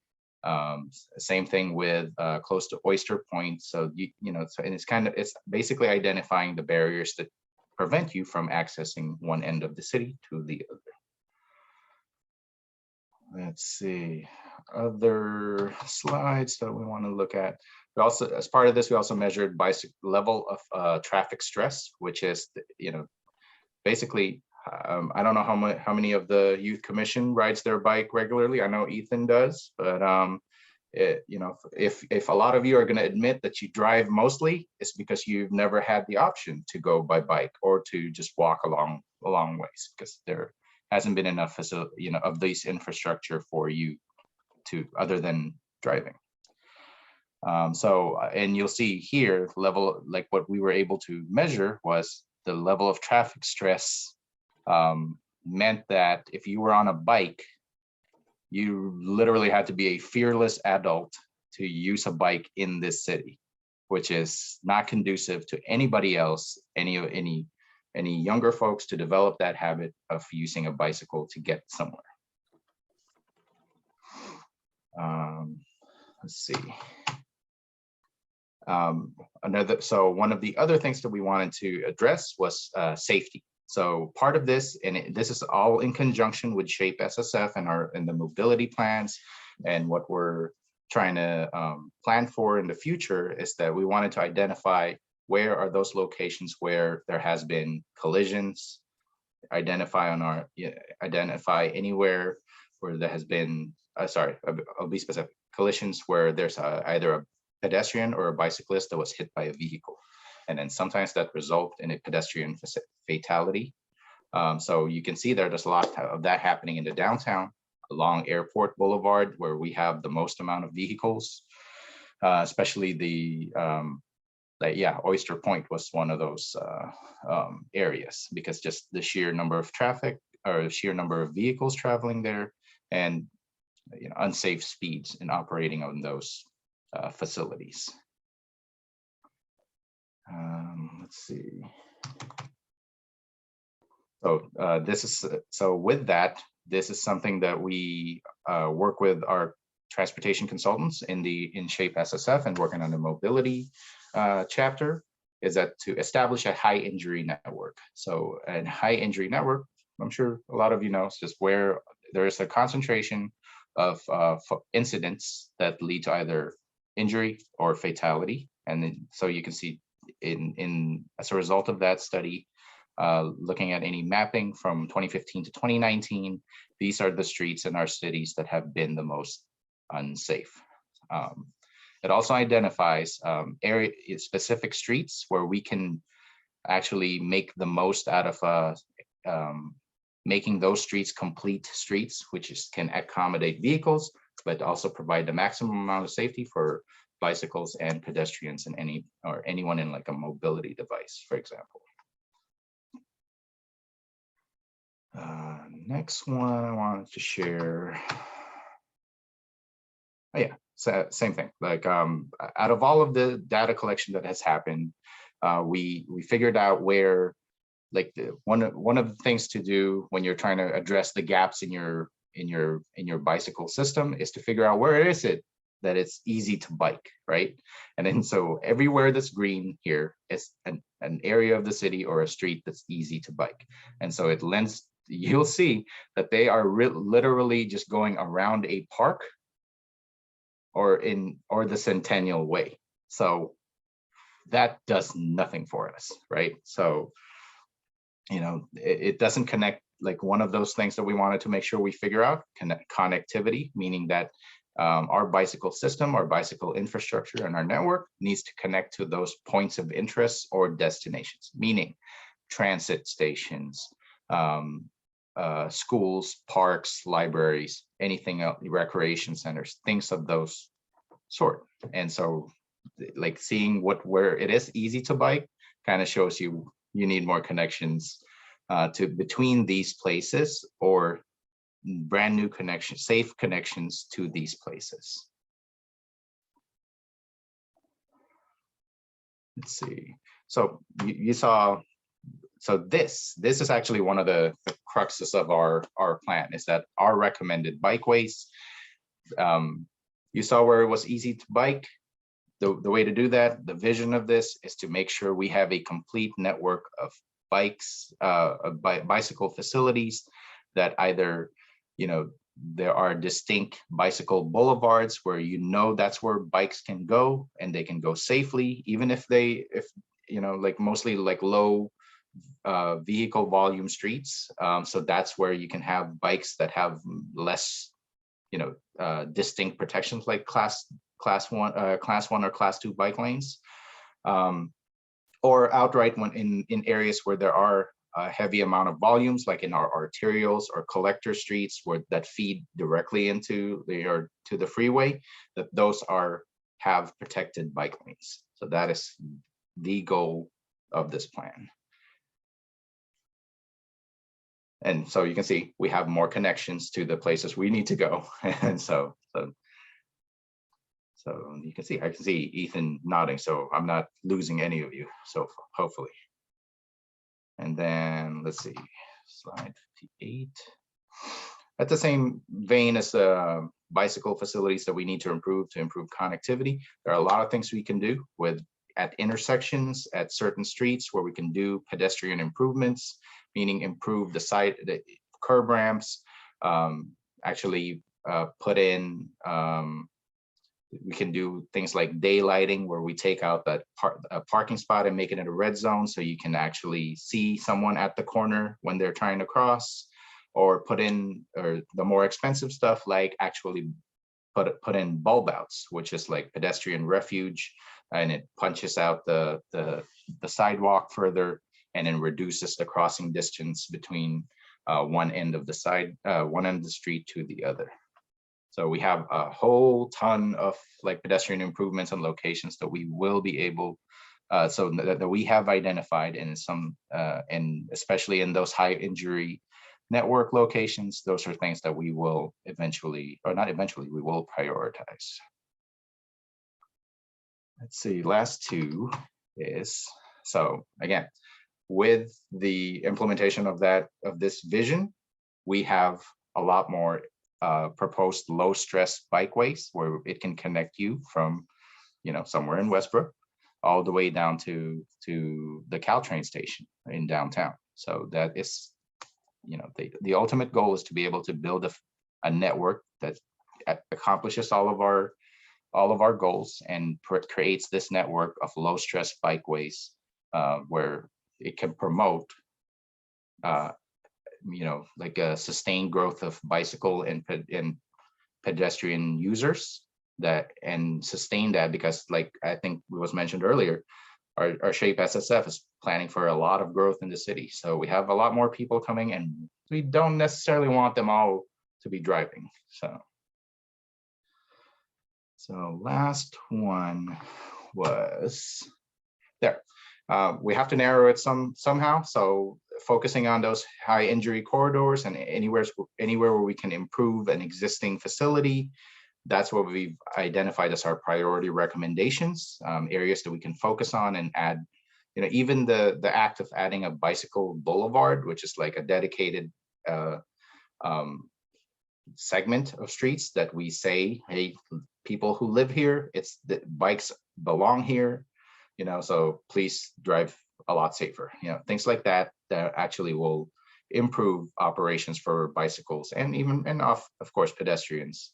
And then we'll focus up on, those locations where we want to be able to upgrade a class 2 bicycle lane to a class 4 protected bike lane. That's our forecasted next steps. So a lot of this is also going to be grant funded. There's a lot of CCAG and MTC funding that's going to come online in the next few months. So we'll definitely come back and would love the Youth Commission support as we kind of apply for these grants and get them, and get these grants, and let's get them built. And then, yep, that should be it for me. So I'll take any questions. Again, activesouthcity.com. The full plan is on there. We also have like design guidelines on, what you can actually do, like where we can do bike boxes or any kind of like transitions for easier transitions for, in remaking intersections. That's something we would love your feedback on. So I'll stop talking right there. I've been talking all day. All right, thank you. This was a surprise. I was bugging at the general plan, like community thing. I was like bugging Chris about like, when is the bike master plan coming out? When's it coming out? Like, do you have a date? Can I have a draft? Can you just send it to me right now? And so I had no idea this was happening. So I'm very excited. I'm gonna totally scour that document later. Are there any questions for either Chris, Natalie, or Adina?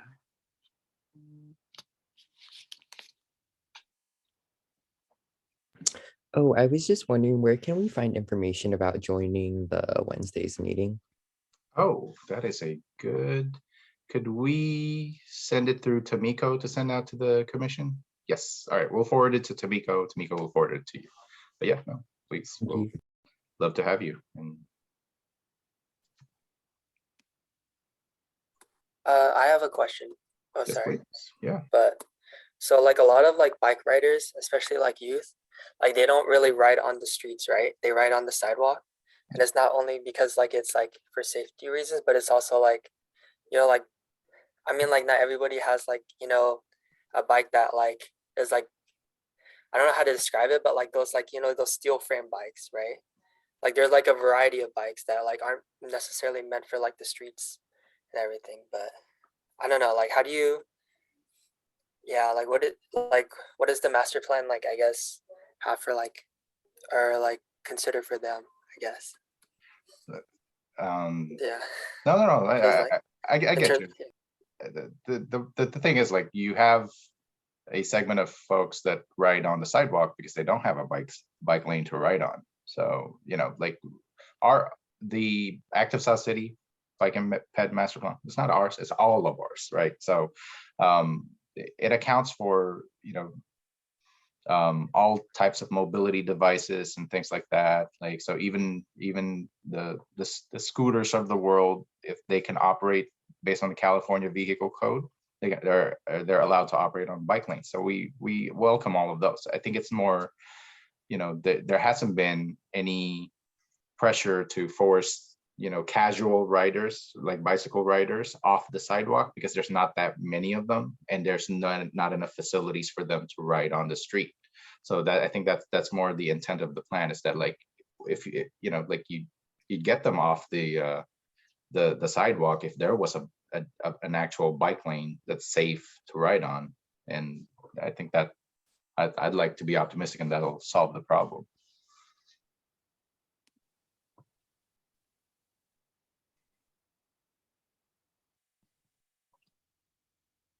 But no, we welcome all mobility devices in our expanded bike network. Are there any other? Oh, Aaron. Oh, I had another question. Yeah, so I haven't taken a look at the map yet, but I was just wondering if, I guess when creating the draft plan, did you take into mind, like, I guess a way to promote like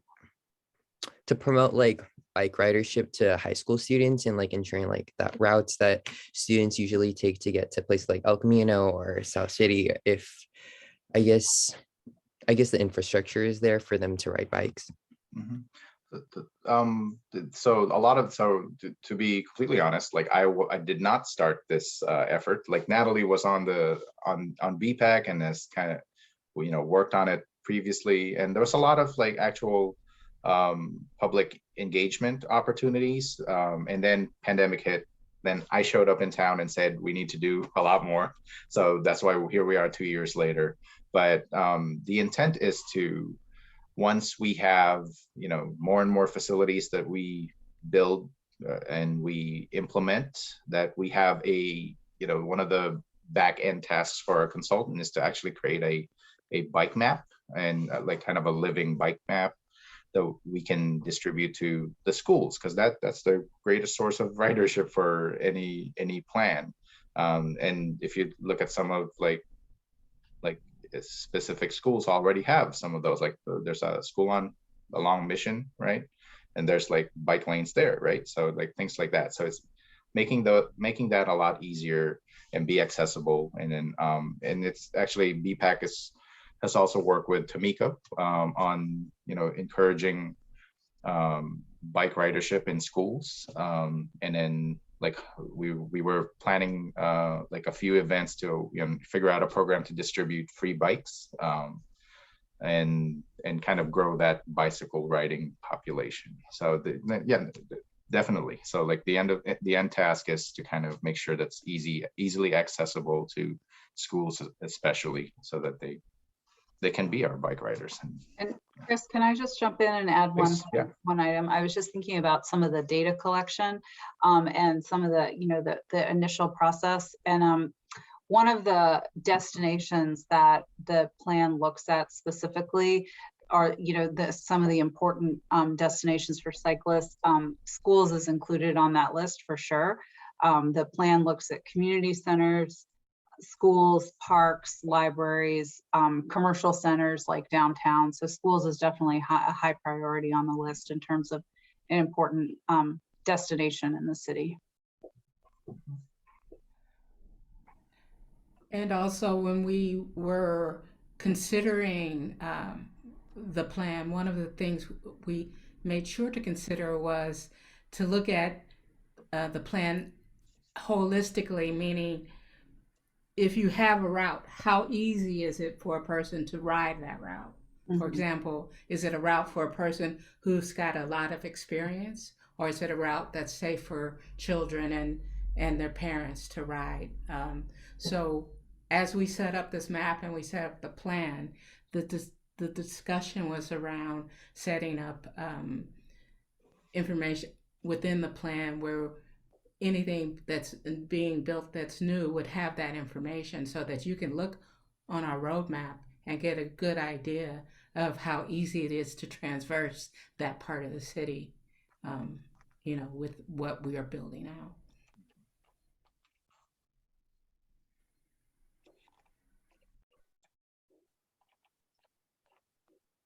I don't know. I have comments. I'm looking at the big, what is this? The recommended bikeway map. I'm very excited. I really hope they do the El Camino Real class 4 bike lane. That would be awesome. I'm just very excited. I do have I'm gonna comment on Wednesday. I checked and looked at my work schedule, so I'm gonna come. Great. Are there any questions?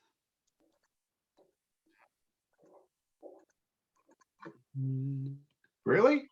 Like I thought, like all the questions from the other presenters and none for us. You guys are like, it was that informative.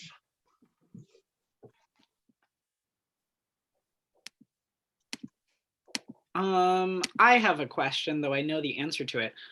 Can you show, because I see that there are slides there, but I don't think you went over them, the different types of bike lanes and the differences between them? Yeah. Just because usually when people think of bike lanes, they think of a Sharrow or the painted line, and sometimes it's green. Chris, I have it up. Do you want me to share? Yes, please. Yeah. Okay. Oh, it says disabled screen sharing. Let me Thank you, Youth Commission. Thank you. How about now? Yep. Dina, you're looking at page 40. Exactly. Yep. Yeah. Let's do Okay. that. So here we go. Yeah, so like we were saying, like class ones. So let me unleash on you my transportation nerd powers. Class one shared use paths are usually what we, more commonly known as trails. So Centennial Trail, the Bay Trail, things like that, where you can walk and bike exclusively. No other, or people will have like scooters and things like that, but vehicles are not allowed and cannot enter these facilities. And then what you see are more common is class 2 bike lanes, which usually have the vehicles traveling on one side, and then you have a 5-foot wide bike lane that's pretty standard everywhere. And then you have parking spaces on the other side. Then there's the class 2B buffered bike lane, which I said either can be buffered with like a 2 to 4 foot wide painted buffer plus your 5-foot operating bike lane, which gives you ample space and people see you, and then vehicles still operate on the other side and may or may not have parking on the other side.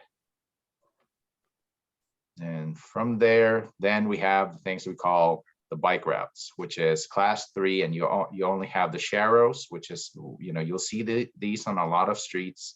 And again, not a fan of these because that offers no protection.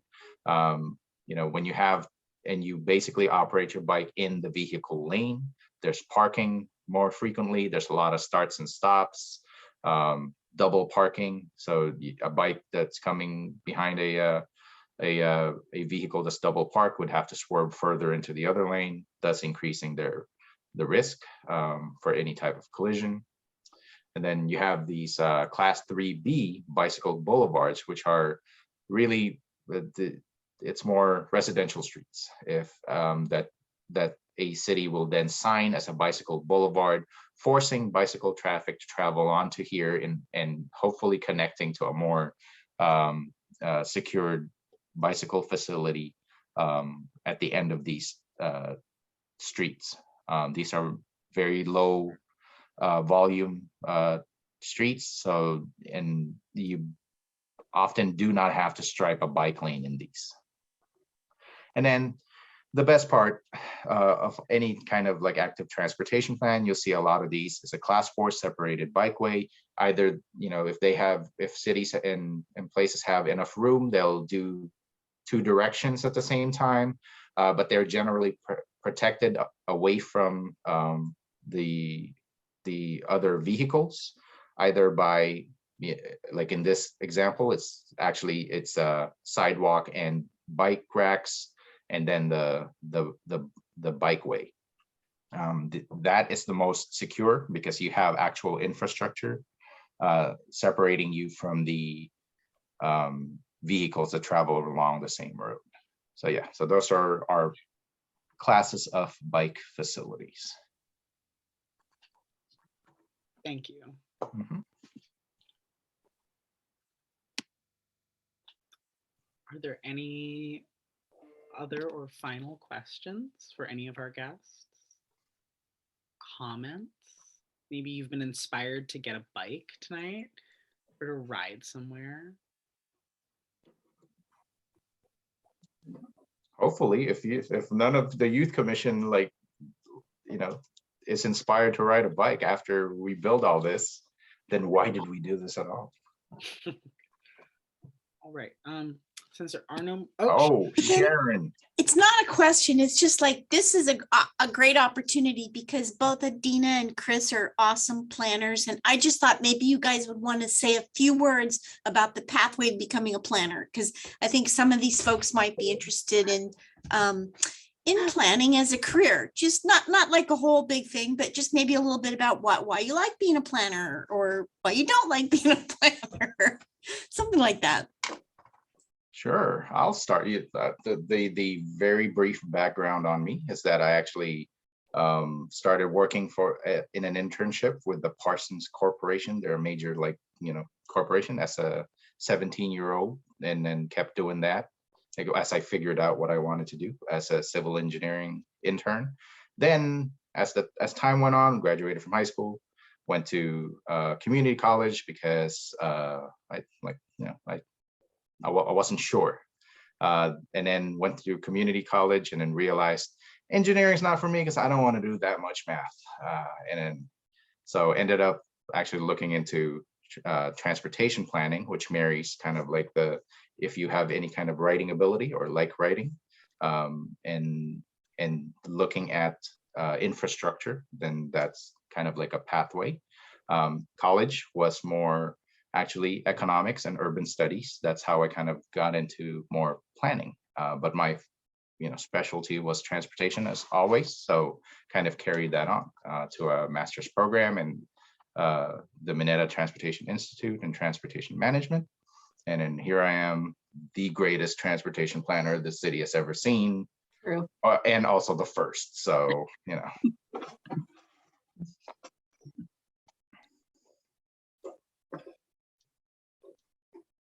And do you like it, Chris? Oh yeah, I do. I love it.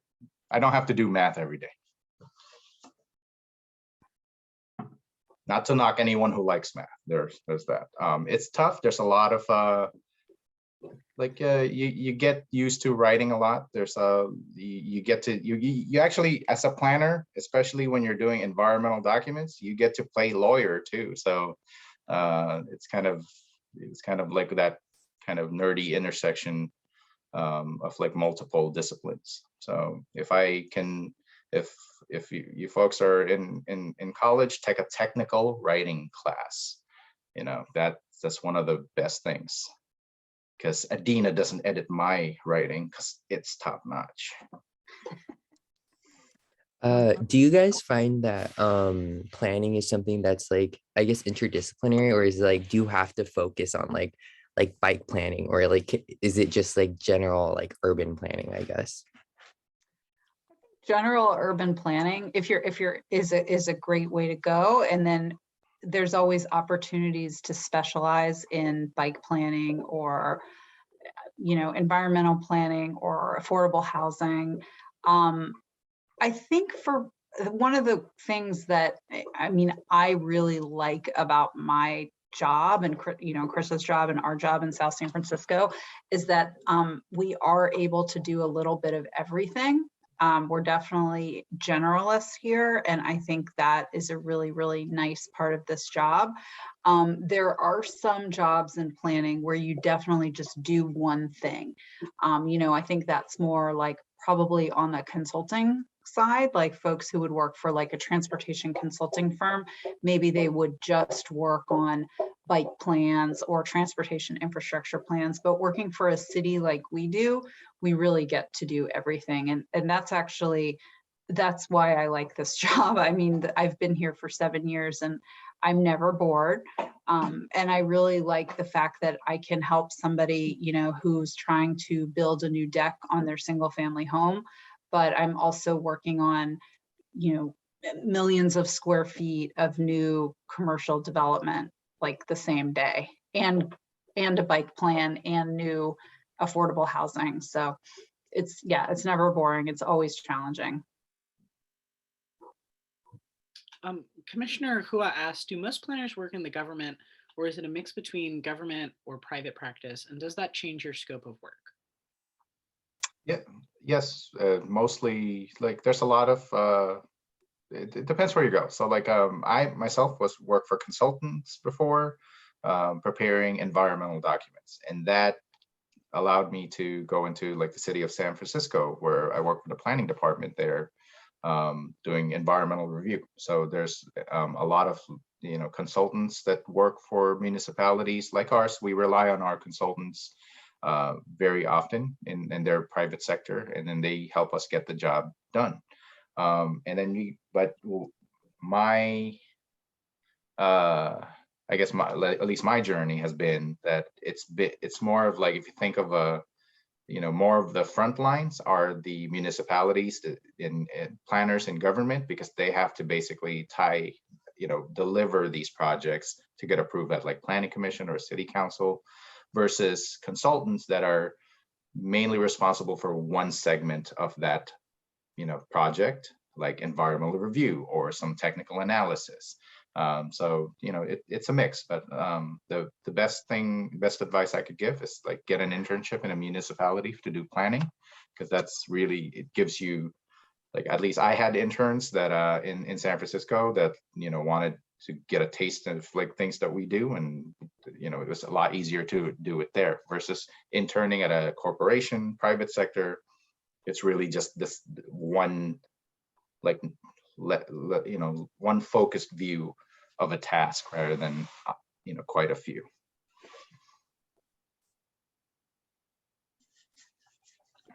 All right.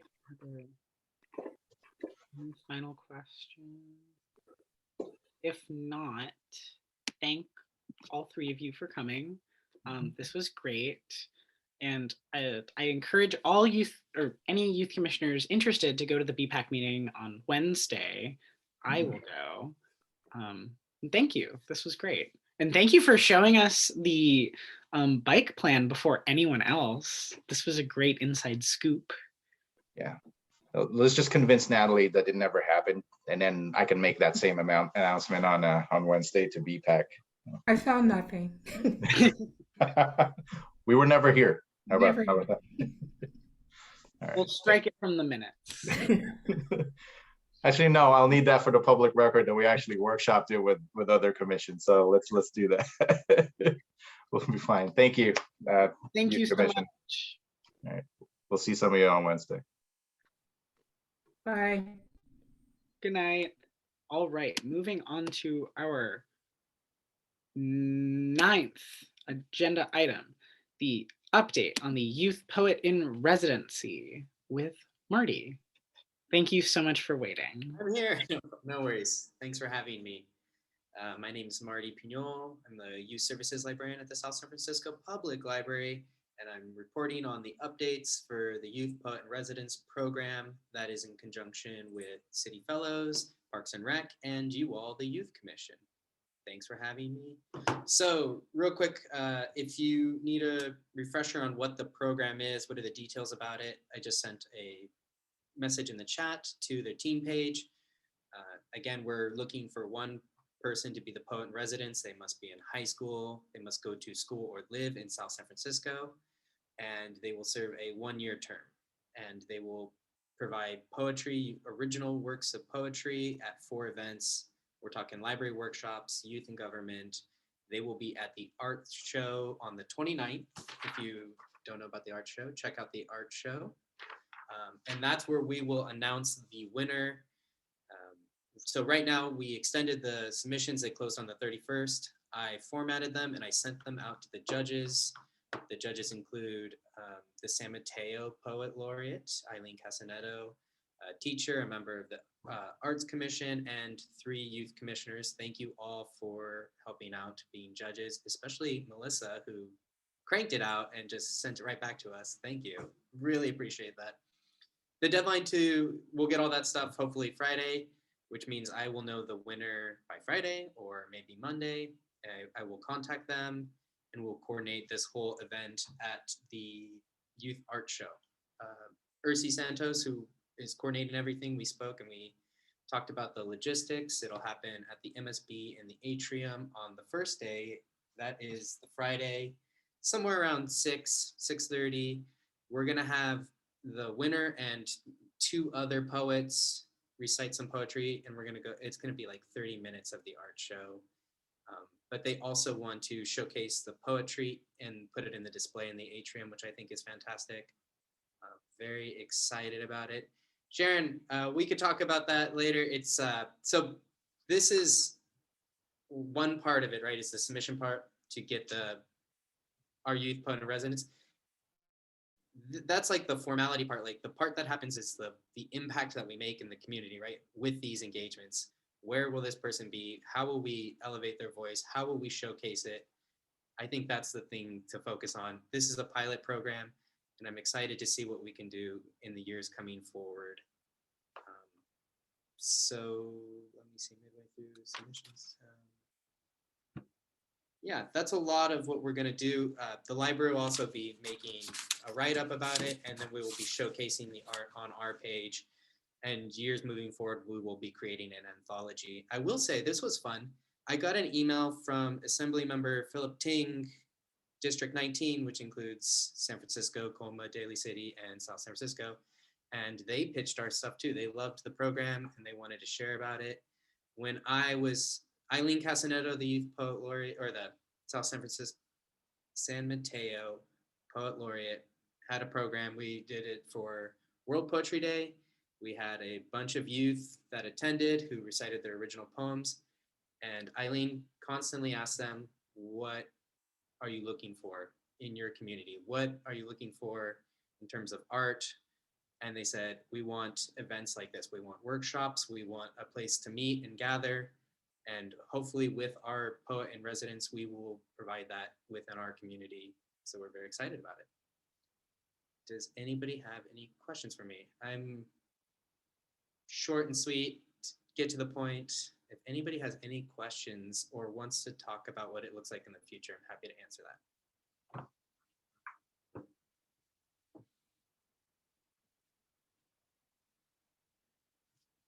Does anyone have any questions for our guest who is taking the time out of his very busy schedule to come talk to us?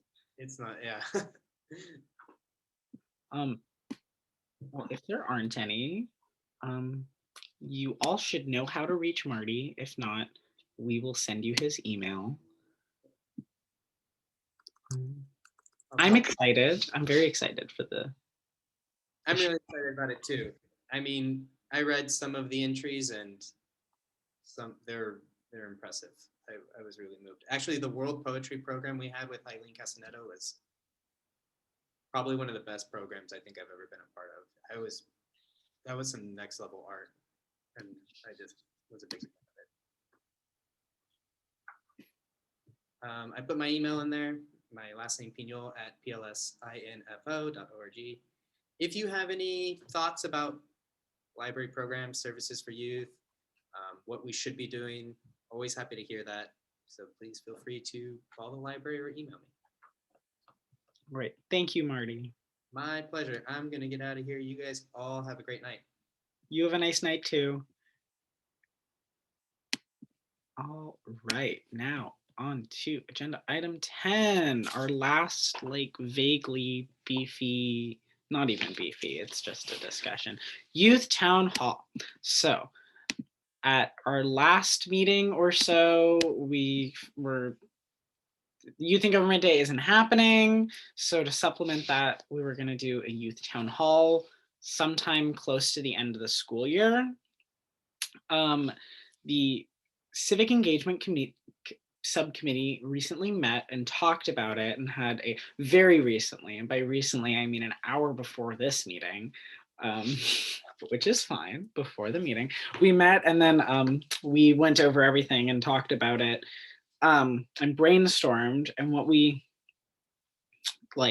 came up with was that we thought it would be best to have it at the South City High School auditorium, probably 1.5 to 2 hours long, preferably with food, and probably eat the food afterwards and have a little social hour thing. The opportunity to ask your question beforehand, filling out a form so that you don't have to raise your hand during the event. The option to remain anonymous in your question, just in case you're shy, and the option to be able to raise your hand at the event live and ask your question. We said that Fridays are preferable, and then the people that we said that should be on the panel of speakers talking and answering questions for the Youth Town Hall, we came up with Mayor Nogales, a member of the City Council, but probably James Coleman since he is a young person, John Baker, President of the School Board, or a member of the school board, Dr. Moore, City Manager Futrell, a representative from the state, so one of our senators or assembly members, and then a member of the Board of Supervisors, and the police chief, just because like there will most likely be questions about policing and the police department. So it's good to have the police chief there. And then while we were talking, like while this meeting was happening, I was thinking maybe someone from the community college board, but like maybe. But that's what we talked about at our meeting, at our brainstorming session. So what does the wider group think? Aaron is I waving. think it's great. I really love the list of people that you're able to come up with. I guess so. Just the next steps moving forward, I guess, is reaching out to the staff members of like, or I mean, just like reaching out to the people we're inviting to directly, right? I feel like the first step would be like city and the school district staff like saying like, here is a date that we can use these facilities, and then I guess do that. But that would be up to staff.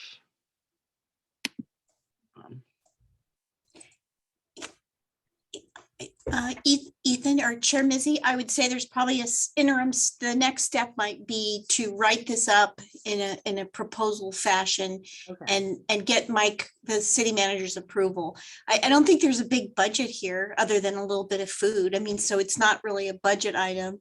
It's more of a, a formatting plus a question. And if Mike's fine with it, then you're right. We would have to secure a reservation for the venue. Like we have to find a date that the district will give us a permit. We still have to get a permit for the auditorium, and then of course invite the speakers. And I would give them at least 3 weeks to a month if you can in advance, because these guys are super busy. I think they'd be super interested in participating. Like, everybody wants to say, oh yeah, I'm in with the youth, right? So I think they'd be super interested in participating if they're available, but it's very tricky. Picking a date they all can make will be really tricky, but it's a cool idea. But so you have to just write it up a little bit and make sure Mike and the mayor, and Mike will just want to know if the mayor's good with it, right? I mean, he'll want to review it with Commissioner Nagal or council member, the mayor, and make sure that he's comfortable with it. Because this is like not a little bit of a swap for Youth Government Day this year, since we're not doing Youth Government Day.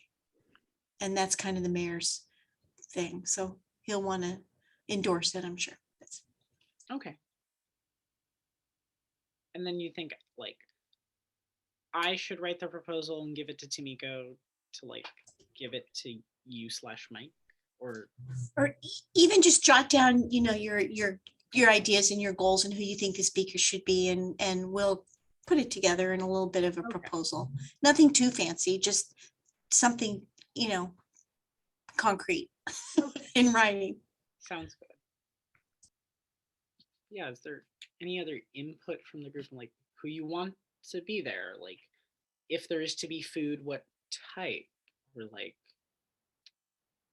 do you think they should eat after? Do you think they should eat before? Do you like the ability to be anonymous with your question or something? Like, I don't know.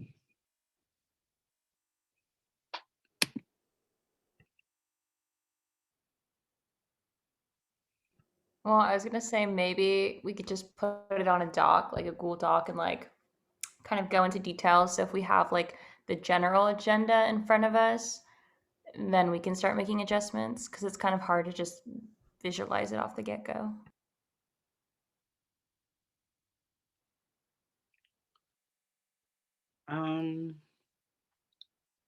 Like right now. Yeah, Yes. like like we could just put it, like we could just share screen. I just have it written down, but I can do that.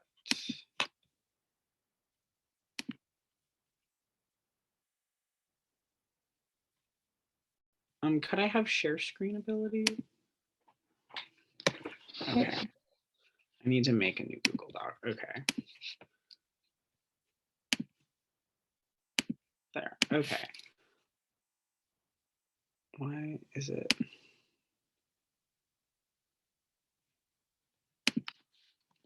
make it like big.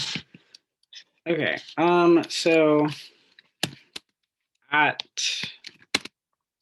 SSFHS on preferably Friday on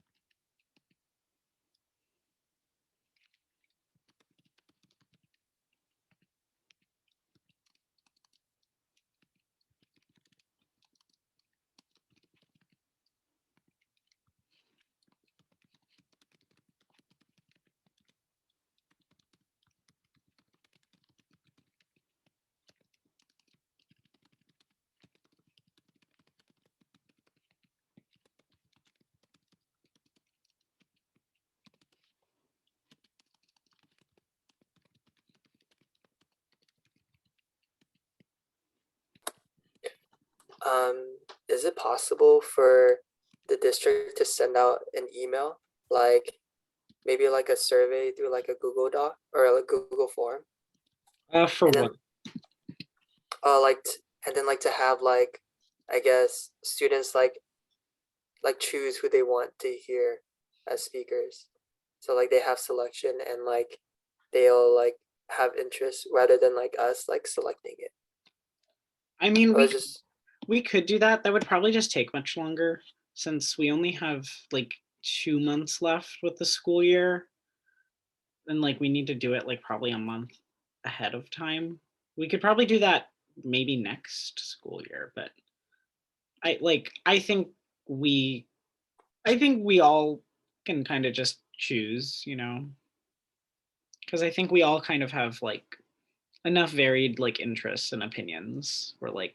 We're maybe not an average of the young people population, but like we can kind of approximate what they would like,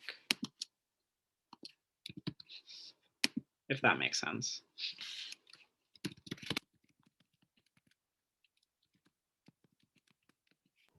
For the county, would we want like one of the supervisors or? Yeah, probably. And since there's only 2, probably just whoever was available. And same with the state legislators, since there's 4 for us, probably just whoever's available / wants to go.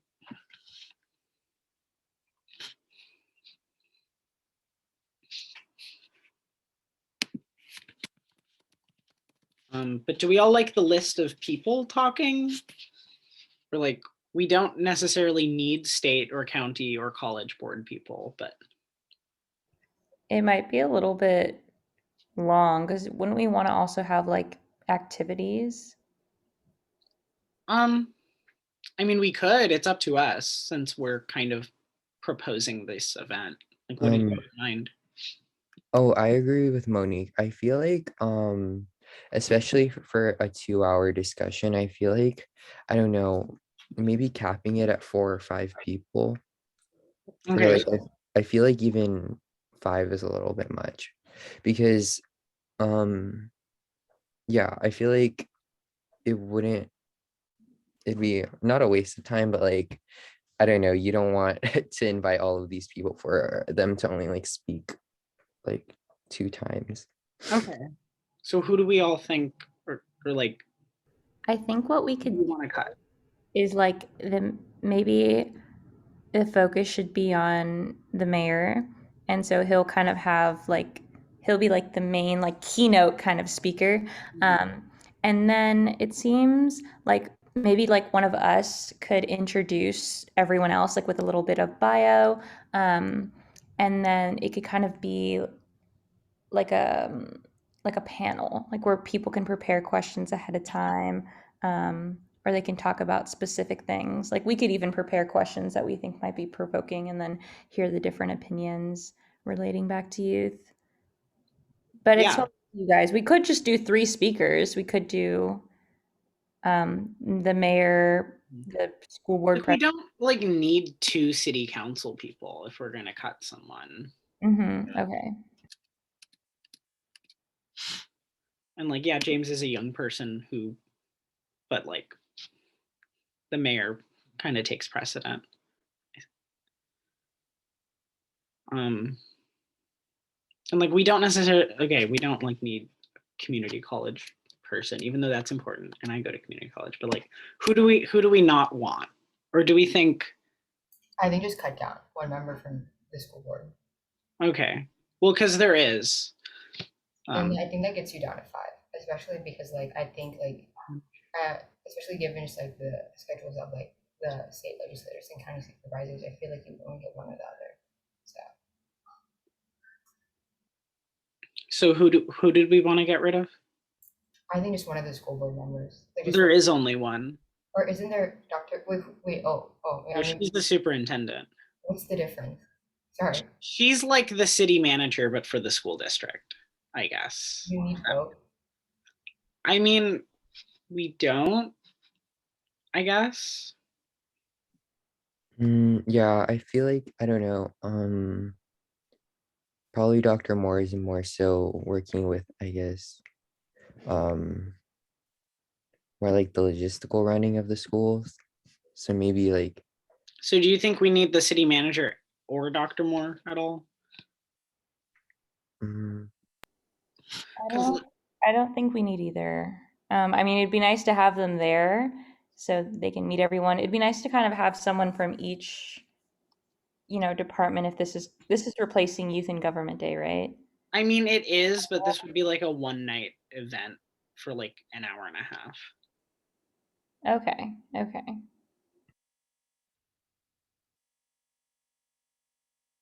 Okay, so that's 5. Is that a good 5, do you think? Well, I mean, maybe we don't need a county supervisor then. If we're going local and state legislator, okay, mayor, President Baker, police chief. Is there anyone else that's like pertinent to like what South City students might want? Chat. I can't see the chat. Oh, I kind of agree with Ingrid. Yeah, I don't know how likely it is either. But I mean, they came to Youth and Government Day, didn't they? I recall. Mullen came to mine. Mine as well. And he is from South City, so I feel like he might want to. I mean, I definitely think that having the mayor, maybe the mayor and then the mayor pro tempore. So we want 2 city council people? Okay, well, if Mayor Nogales can represent that whole side, then that might be fine. Because I'm just trying to like break up the divisions because we have the city represented, then we have the school district represented, police.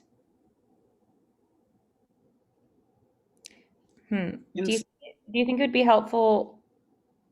Well, I don't know, to have like someone from like the planning division because I feel like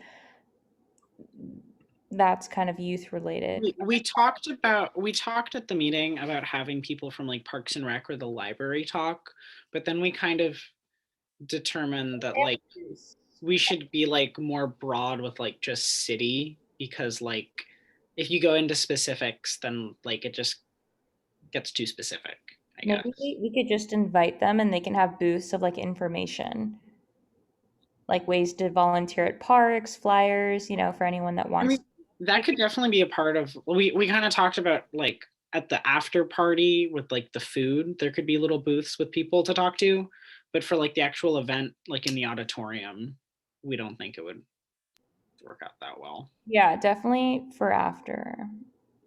So I think, do we just want to have 3 people speak? Or, I mean, if we have time in 2 hours to have 5 people. And if we make it just like they give a brief little thing and they're just answering questions, I think like having more people isn't that bad. But okay, so this could be like a panel then, like where we introduce them briefly. The keynote is that was kind of the idea. Yeah. Okay.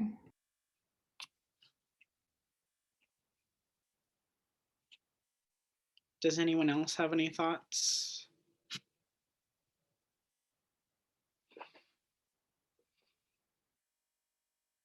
Do you have any food ideas? some people are lactose intolerant, so maybe something other than pizza. I mean, pizza's good, but maybe one other option. I think having something sweet like donuts would be good too. Like a variety, like savory and sweet, you know.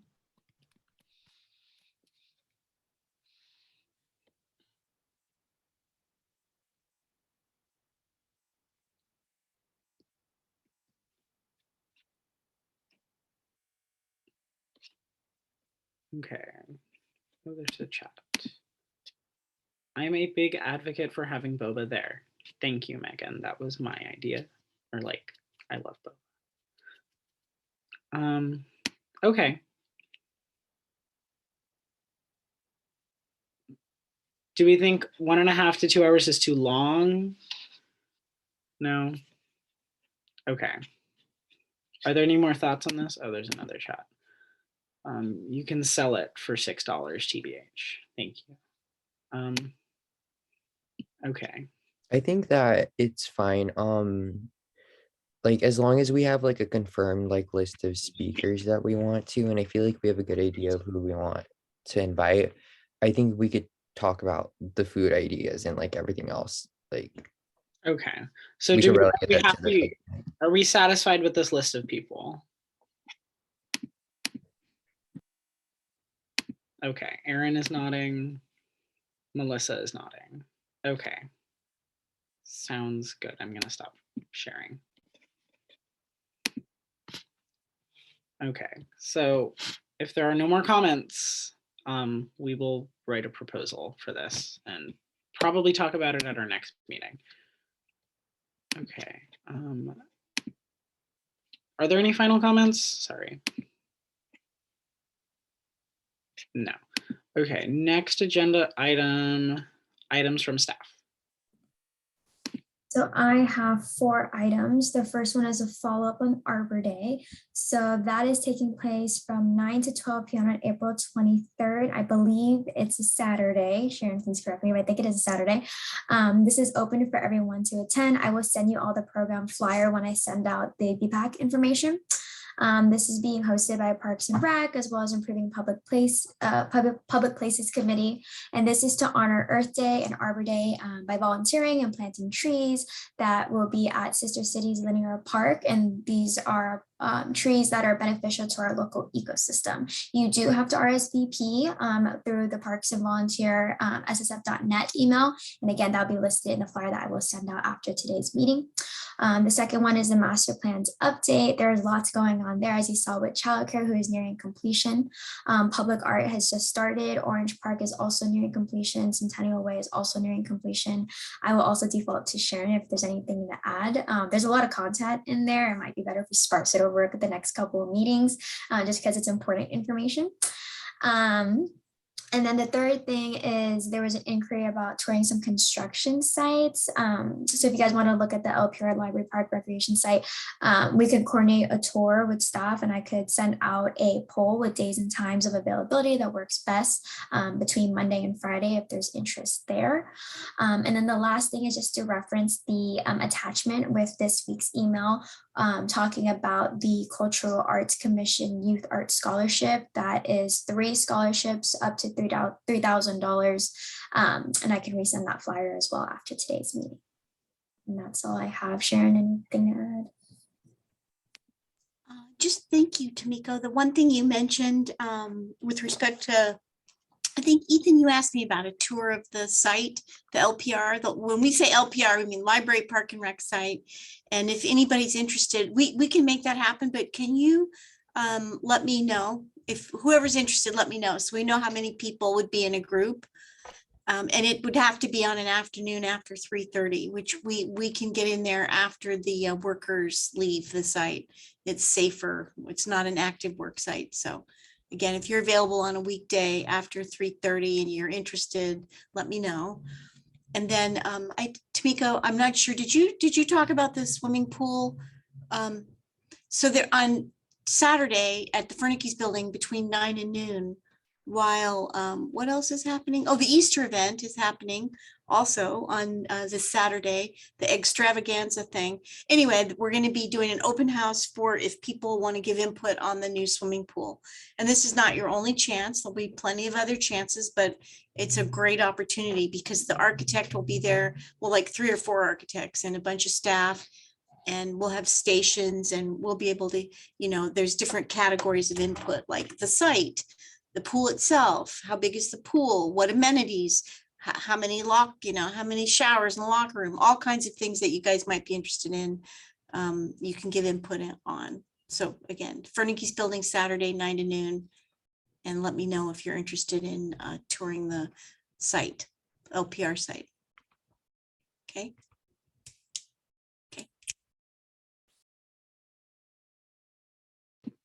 All right, thank you both.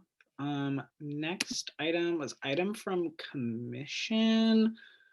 I don't really have anything. I don't know if any other commissioners do. If anything they wanted to talk about and share. Not to put you on the spot, Sam, but I did want to mention how the senator from California, not California, whatever, Senator Padilla came to South City High and like did his talk, and like Sam was next to him, and that just looked super cool. I need to find a recording of that. But I wanted to mention that everyone, if you can and want to, go to the BPAC meeting on Wednesday. Check out the master plan. Check out the childcare master plan. That's really all I have.